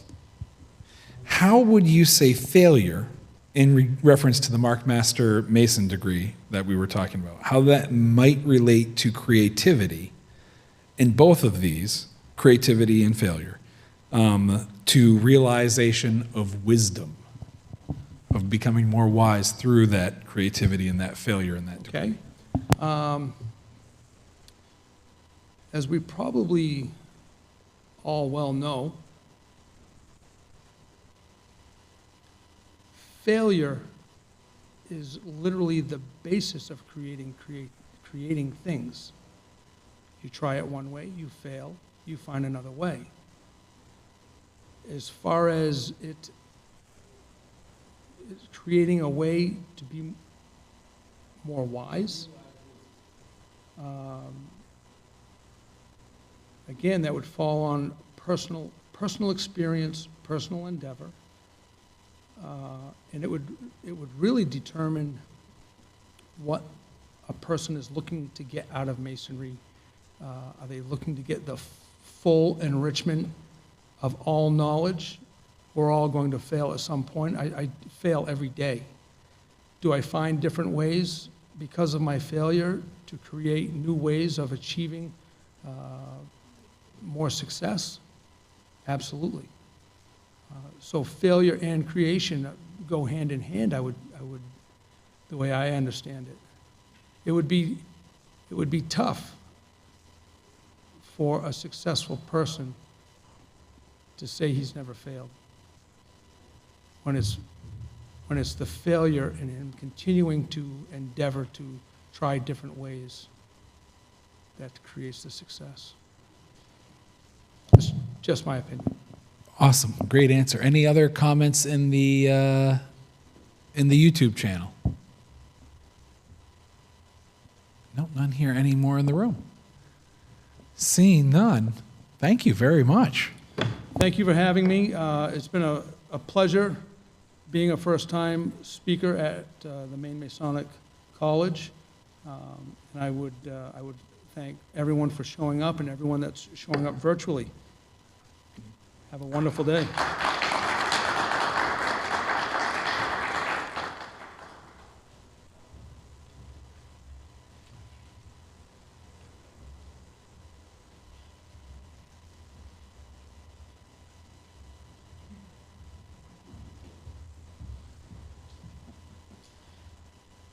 All right. I'm going to continue on because I think we had some good discussion. Brother Luke, thank you for doing that. Before I go into my talk about finding meaning in the Blue Lodge, I would like to take a moment to invite our dean, Brother Carlo, to say some words as he is in the Dominican Republic at the moment, but he is here virtually. And Brother Carlo, if you have a moment, the floor is yours to just give some words on your end.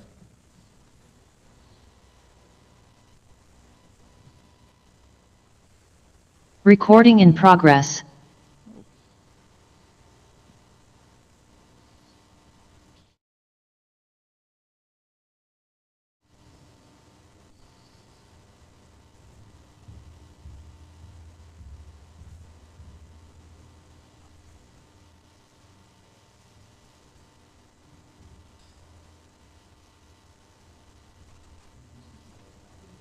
Okay, hello.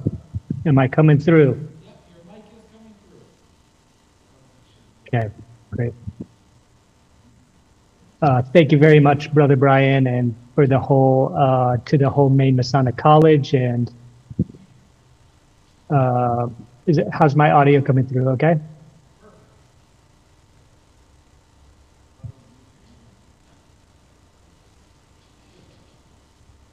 Hello, hello. Loud and clear, Brother Carlo. Okay, thank you very much. Thank you very much. Okay, yeah, thank you to everyone at the Maine Masonic College, and also to everybody there who has contributed today. A lot of really wonderful talks that I've really enjoyed. And I would like to share a couple of brief thoughts, if I may. One of the threads that I see going through several of these talks was this idea of creativity, of making, of expressing the things that we learn as Masons. And it just reminded me of a dream that I had one time that I wanted to share. And so in this dream, I was in a city, a big, like sort of medieval city or something, and I was a baker. I had this bakery, and I was just baking bread and giving it to people, and that was what I did in this city. That was the extent of the dream. And in my mind, when I woke up, was the sort of idea that in this city is a bakery, and in the bakery is a baker, and the baker is the bread, and in the bread is the life. And so I mulled this over for quite a while, and I realized that the city in this sense is the world. And so the word world, of course, comes from a compound word in Anglo-Saxon, wereld, which means the age of humankind, or the affairs of humankind. And so that's the city. And then the bakery, I could understand as my individual life and sphere of influence, or those things which I have control over, or which are within my ability to exert my will over in some sense. And then the baker could be construed as me broadly, or perhaps my highest, noblest self, me when I'm really firing on all cylinders and I'm fully aligned internally and externally. And then of course the bread itself exists within me in potential, right? It's the potential to create, the skills and talent that I have to work with, and all of that. The bread that's inside is the ideal bread. It's the bread that is yet unrealized. And so it's potential bread. And so when I take that potential to spark life within others, and put it through this alchemical process of taking the bread within and turning it into the bread without, in this act of a disciplined, intentional creation, this is an act of art. So in other words, our particular art or craft. And so through creating, we take this representation of the totality that we're capable of externalizing. To earlier comments that it's our perception that's different. We take this ability to articulate our perception and externalize it and transmit that understanding to others, consuming in turn the wisdom that others create and make manifest, as we all are doing here today. And so in this way, life itself spreads and grows, and it flowers and dies, and it's born again, which brings us all back to the start again. And the Greek word for birth or becoming is, of course, Genesis, which is where we get the name for the first book of the Bible. So just a few thoughts on what it is we do with this craft or this art in Masonry and how that connects to some of the things that were said here today. So thank you for allowing me to share some of my reflections, and thank you to everyone who has put this together. This is a really wonderful talk. I've been looking forward to it for a long time. So thank you very much, and enjoy the rest of the event. Thank you very much, Brother Carl. We'll give him a round of applause. The weather looks wonderful where you're at. So, with that, it brings us to our last speaker of the afternoon, our very own Vice Chair of the Maine Masonic College. Brother Brian Ellis is going to come up and talk to us about the symbolism in the Blue Lodge and what that looks like. And that will conclude our convocation. We'll open it up for some discussion. We'll have some closing remarks, and we'll go from there. But without further ado, Brother Brian, take us home. So, round of applause for Brian. Come on up. For those of you in London, feel free to get a cup of coffee. I know the evening's late, but we're in the home stretch. All right. Brethren, thank you very much. It's a pleasure to have been here all today, and it was very kind. Brother Eric actually asked me if I would speak for him on the Blue Lodge. And I want to thank you, Brother Eric, for thinking of me to do that. I will try not to disappoint. So. You're right. Sure. But we will kick this off. So, brethren, ladies, and those who are virtual as well, finding meaning in the Blue Lodge. The Masonic Blue Lodge, in my opinion, is the foundation of our journey in finding that meaning. Not only is it the path to Masonry, but as a person, the world around us. After all, Blue Lodge is where the discoveries are made about the Scottish Rite and the York Rite bodies. The Blue Lodge is the beginning of our Masonic journey, and where we truly decide what meaning we are in hopes to find. Granted, before a man comes into, or a person comes into a lodge, they already are in search for some sort of meaning. What would meaning, and what would a brother's purpose be in a Blue Lodge unless he has something inside that he was looking already for? In the sense, the Blue Lodge is what keeps us grounded in our Masonic journey as a person.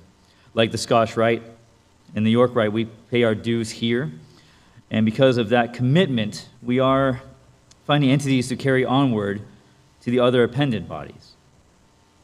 Maybe it's the symbolic of how strongly our meaning means to us. Are we willing to pay a price to find out that meaning? And if the meaning has that purpose, will we pay it to continue further on in that finding? Without Blue Lodge, our meaning might become non-existent, and that we may have lost the foundation in which to build upon it. Blue Lodges look to have a big responsibility in providing brethren with the tools, the knowledge, and the insight to give someone the opportunity to find his meaning with an understanding that the journey doesn't simply end, but merely the beginning of something bigger if he so desires it. What attracts a man to seek out a Blue Lodge? Is it the building? Is it the things he's heard about Masonry? Is his generational ties to the fraternity include that which is the search that he's looking for in that meaning? What is the calling that drives a man to go to a Blue Lodge and fill out an application? Will that application and search end positively? And will the Blue Lodge be able to provide that meaning in which the person is desiring? The discovery of finding that meaning goes way beyond the doors of a Blue Lodge. And one can argue that the Blue Lodge provides that foundation in its place, but could go beyond it. To explore before the lodge, we can see a man searching, we can see what the man might be searching for in his adult life to that meaning. A man works, meets someone possibly to marry, raises a family. Those themselves should be meaningful, and so meaningful that there is no need to search for any further. his supportive friends, and the companionship around him makes the argument even more that there is no further need to look for more meaning. However, there could be something else calling to that person. An inward voice that says, there's more out there than what we already have. You have all these tools as a good person, but do you have the other tools to become a really great man? Men who are looking for meaning can search in so many places and never feel fulfilled. You can ask 1,000 mentors and look at 1,000 self-help books and still feel empty inside. You can travel the globe and go online and still not find that meaning. This can create maybe loss, despair, and a feeling of maybe finding that meaning is impossible. This is where the Blue Lodge of Masonry can help. The Blue Lodge could stand as a beacon of light in a man's mind. The mysterious outside building helps a man wonder what it's all about, and why do other men go forth and seek it? What is the secret that causes these men to dress better, maybe walk taller, and somehow inside those walls find that meaning? What does the square and compass have to do with anything that might have keys to what men are searching for? Men, I believe, ponder as these both Masonic and non-Masonic entities, and that in Blue Lodge Masonry, it's a place where those meanings could possibly be found. Blue Lodge is the beginning of a discovery, enlightening the meaning that something is already there, and seeking deeper within the soul for a light that might already be shining. Men come to a Blue Lodge as a testimony that, yes, I am looking for meaning, and I believe I can find it here. Signs a petition, gets looked over by other Masons who have meaningful traits that looks to have found their individual meaning. And once accepted, begins the journey himself as a Mason. This journey gives men ability to explore his search for that meaning in ways that go beyond anything a man has realized. He can study the book of Ruth. He can study Boaz and Jachin. He can go and enjoy the liberal arts and sciences. He can meet other brethren, hear their testimony. The list goes on and on. He's given an obligation on how to find his meaning with purpose and virtue, and puts a certainty of responsibility in him now, because as a Mason, there are expectations that come along with that search, such as our obligations. Blue Lodge sets the tone as a Mason, as he understands what the Blue Lodge will give him in a place to search for meaning, and allowed to return at any time he so desires. Blue Lodge can stand as a place of no distractions, no outside conflict, no other obligation other than the meaning of what it is to his life. We must keep in mind that the Blue Lodge doesn't just stand for a building. After all, Freemasonry isn't just a building. It's the people, the individual, the heart and soul of a man. Structure gives a physical place to meet, but the Blue Lodge stands for what's inside us, and the very key to finding our true meaning. Blue Lodges are built from within. It means that we can go anywhere in the world and look for our meaning, knowing that our Blue Lodge is always with us, within reach. Remembering that meaningful phrase, were you made a Mason? Where were you made a Mason? The answer is, in my heart.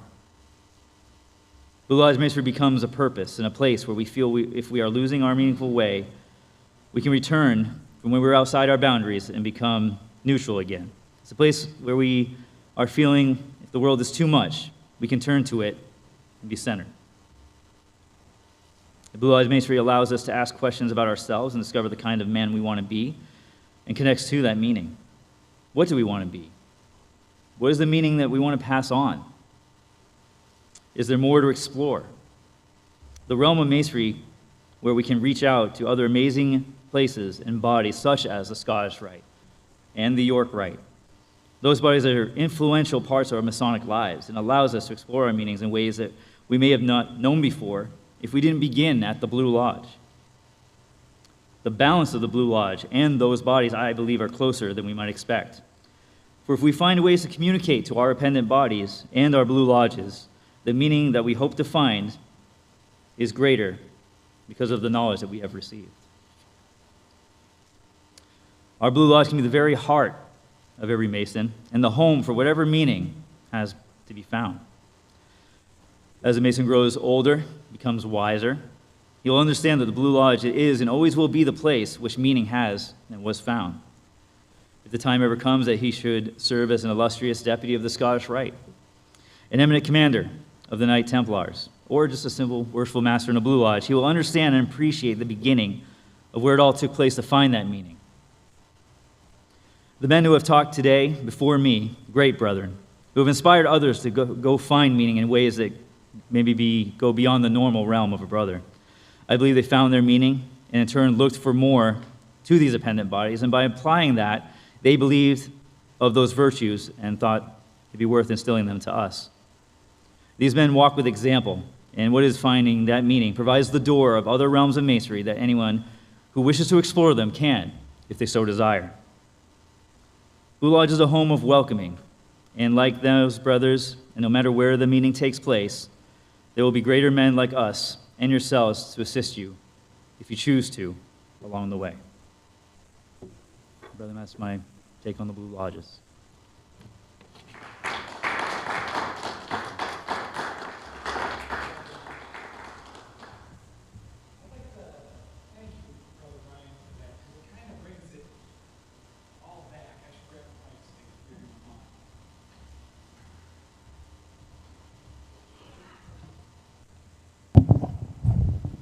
I want to thank you for that, Brother Brian, because it does bring it all back to that foundation when we all knocked on that door of what we came here to do. And so with that, we've gone through our appendant bodies. We've come home to the Blue Lodge. And I'd like to just open it up for reflection and discussion, either on your own journey, however new it may be for some of our newer brethren, or however long it has been for those of us who have been working in the quarries for a while. So I'd like to open it up for us to do some reflecting and maybe some discussion on what we're taking away from today's convocation. So, anyone like to kick us off? Yes. Well, from what Brian just gave us, at the beginning of this session, we were just informally talking about there are lots of brothers who will spend years and years in Blue Lodge and not aspire to rise into York Rite or any of the other higher degrees. And you wonder sometimes why they do that. I think he's just told us that. There are people who are perfectly satisfied to use what the Blue Lodge gives us and become what it makes us become, and then interact with other men who've done the same thing, and they're perfectly happy there. So it is a good home, and as you say, it's the beginning, but it's also an ending. It does not have to be something that you leave and move on. So I think that's really important, and you really nailed it, because for many years I was a Blue Lodge guy because of other obligations or whatever, or so I thought, and then later I moved on into the other branches. But I was perfectly happy on the sidelines, as they say. And I think that's important to note. It's not just a starting point. It can be a resting place as well. Thank you. Brother Gregory. To that point, I think that the converse can be also stated. All too often, I'm seeing, as a newer brother in my travels, I'm seeing individuals joining the Blue Lodge, not for the Blue Lodge, but for the shrine or something else along those lines. And we're seeing declining membership, not necessarily membership, correction, but participation, rather, in Blue Lodge. And while I'm excited that I'm learning about York, and you've, as I forgot your name, I apologize, Louis, Brother Louis, you've definitely enlightened me on the York side, and I'm very, very interested to gain further light in that as well. But at the same time, I think that it's important that we all remember what we are first and foremost, and what we didn't join for the York, we didn't join for the Scottish side. We joined to become Masons, and that's at the Blue Lodge. And I think that that needs to be brought forward and remembered by all, well, as we continually gain further light. And the what would they be considered? Help me. Appendant bodies. Thank you. Still learning the vernacular, everyone. The appendant bodies, I think, would do well to help remind everybody that you're Blue Lodge first and foremost, so that we do maintain that level of vigor in the Blue Lodge as others in the appendant bodies do. Thank you. Here we go. You know, it's really interesting that oftentimes the most basic issues, right, and you brought out sort of the key thing in all of this.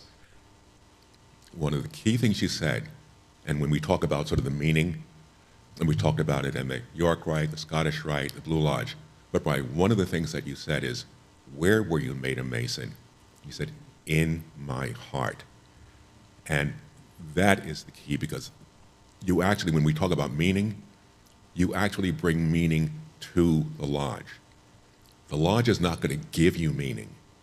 You have to be looking for meaning when you come through the door.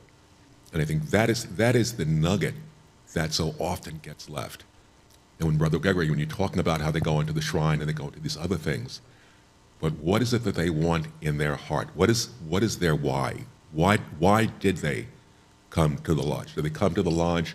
And unfortunately, a lot of folks will say, well, I became a member of the Blue Lodge because I wanted to become a Shriner, or wanted to become, a Scottish Rite, or whatever, which is fine, which is fine, and the bodies need those folks that are going to be engaged. But the key thing is, it's what is it for you? What is the meaning for you? Because at the bottom line, if you want to become a Master Mason in your heart, then no matter where you go, you will never leave the Blue Lodge. You will always be a supporter of the Blue Lodge, because some of the greatest supporters of Blue Lodge have been York Rite, heads of bodies, and Scottish Rite heads of bodies, and sort of all of the heads of shrine, because in their heart, they're a Mason, and that's really the key I think of what this whole day has been about. So, Thank you very much. Brother Brian here, come on over to you. So I'm a part of the appendant body, Scottish Rite, Shrine, York Rite. I'm a part of all of that. But what first and foremost I am a Blue Lodge Mason. That's where I originate. And I think about it this way is, if I don't pay my dues at Blue Lodge, I lose all the appendant bodies. I can't be a Shriner. I can't be a Scottish Rite. I can't be York Rite because I didn't pay my dues. So I no matter what we do as appendant bodies, my Blue Lodge is first and foremost, because that's where the foundation was. It's where I was brought into Masonry. And so I always remember that Blue Lodge, no matter what, not that the other bodies aren't important, not that I love them, I do, but without Blue Lodge, I'm not able to do those bodies. So I always keep that in my mind. Thank you. Anybody else? All right.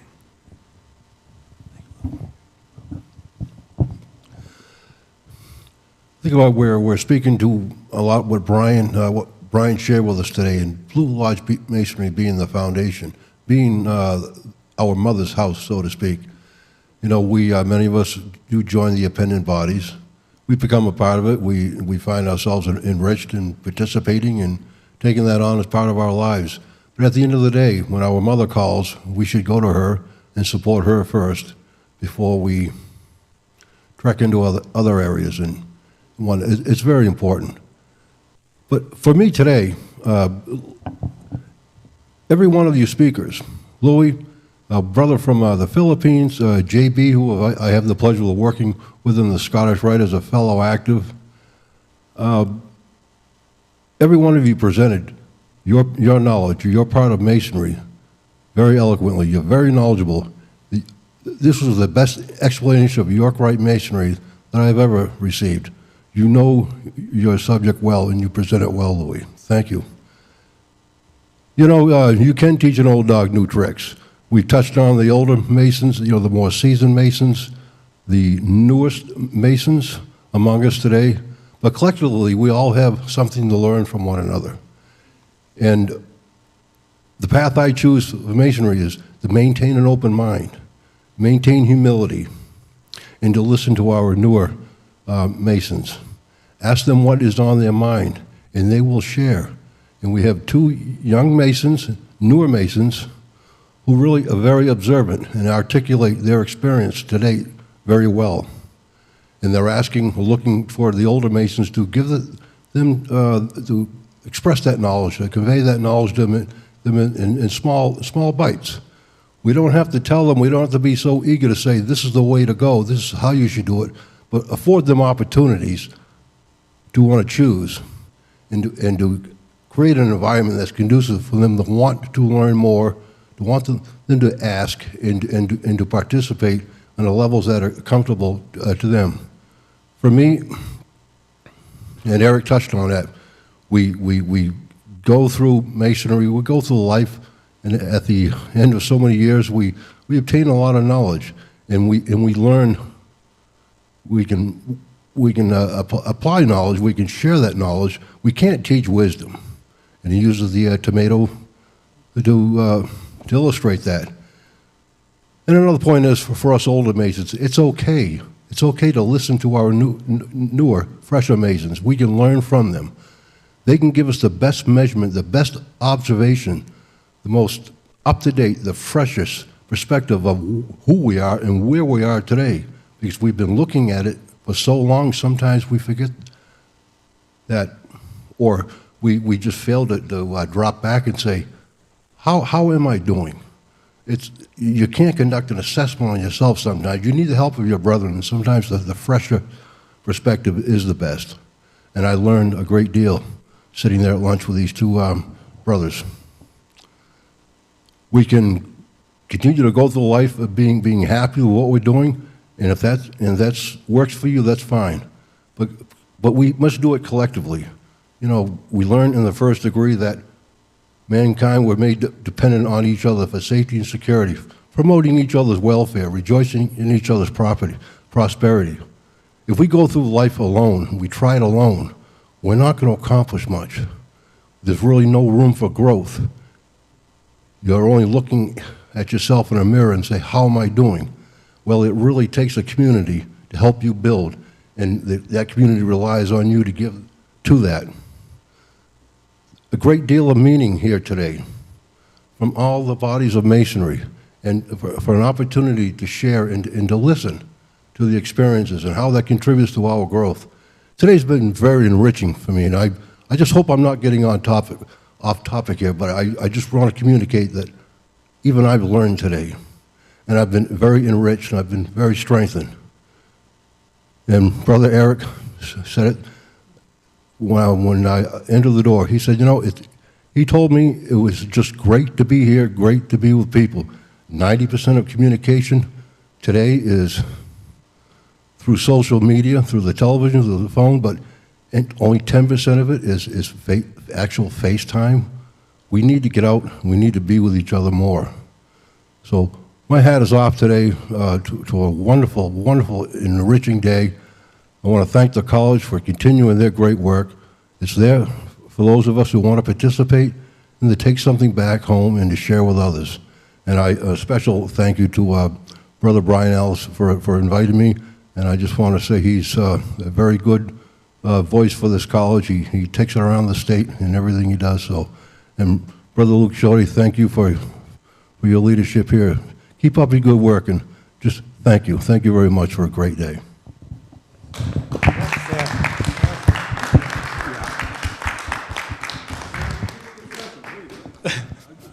I was going to say it's a hard one to follow up, everybody, but other thoughts, comments, or reflections? All right. We do have a couple YouTube comments. We have some YouTube comments. Go ahead, Sean. Just circling back to the about it being in your heart. There's a lot of agreement with that sentiment from our earlier conversation. Awesome. So I'm going to retire this mic and bring us to our closing today.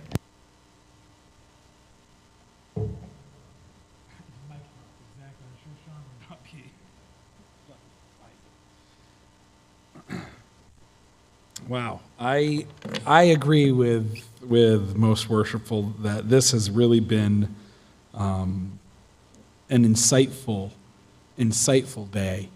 We've heard about how to find meaning, whether it's Southern or Northern jurisdiction of the Scottish Rite, or the York Rite, or Blue Lodge, but there's this underlying thing that I think was communicated so well by Brother Eric, is that really, what are we here to do? What came you here to do? What made you a Mason? It was in our heart searching for this meaning.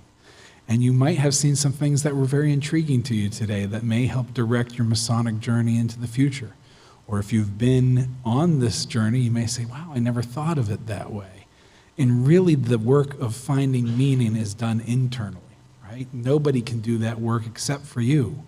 But we are all working together in that quarry. As we find our own meaning, we aren't alone. So it's an interesting and beautiful way of looking at how we find meaning. I should mention, I did not mention this at the beginning, but I do want to thank the Maine Masonic Charitable Foundation, because they are the ones who fund this work that we do as a Masonic college.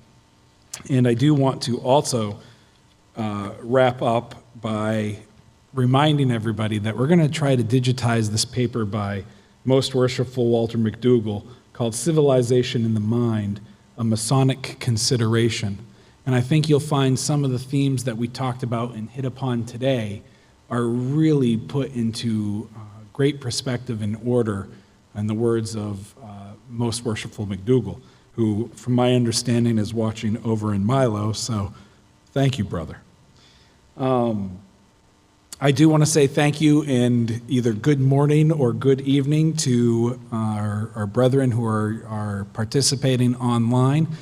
Pretty sure everybody in the Philippines is in bed by now, but if you aren't, thank you very much for having a very long evening with us today.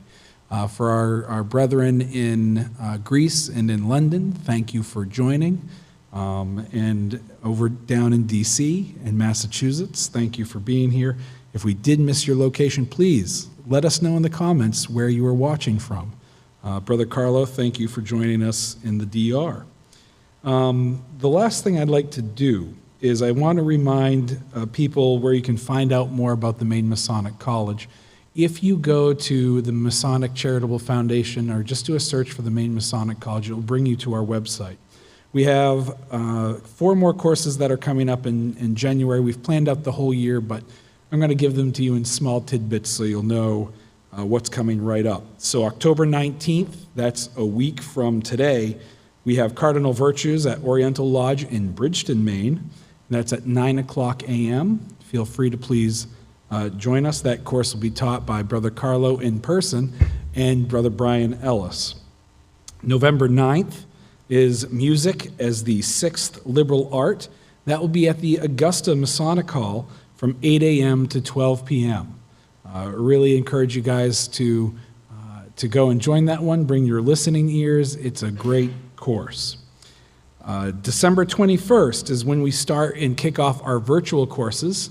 We know how it is here in Maine sometimes with roads, and it gets dark early, and some people don't like to necessarily be traveling in that condition. So December and January will be 2 virtual courses. December 21st will be a virtual course on Masonry in India and how Freemasonry has evolved and operates in South Asia, in India specifically.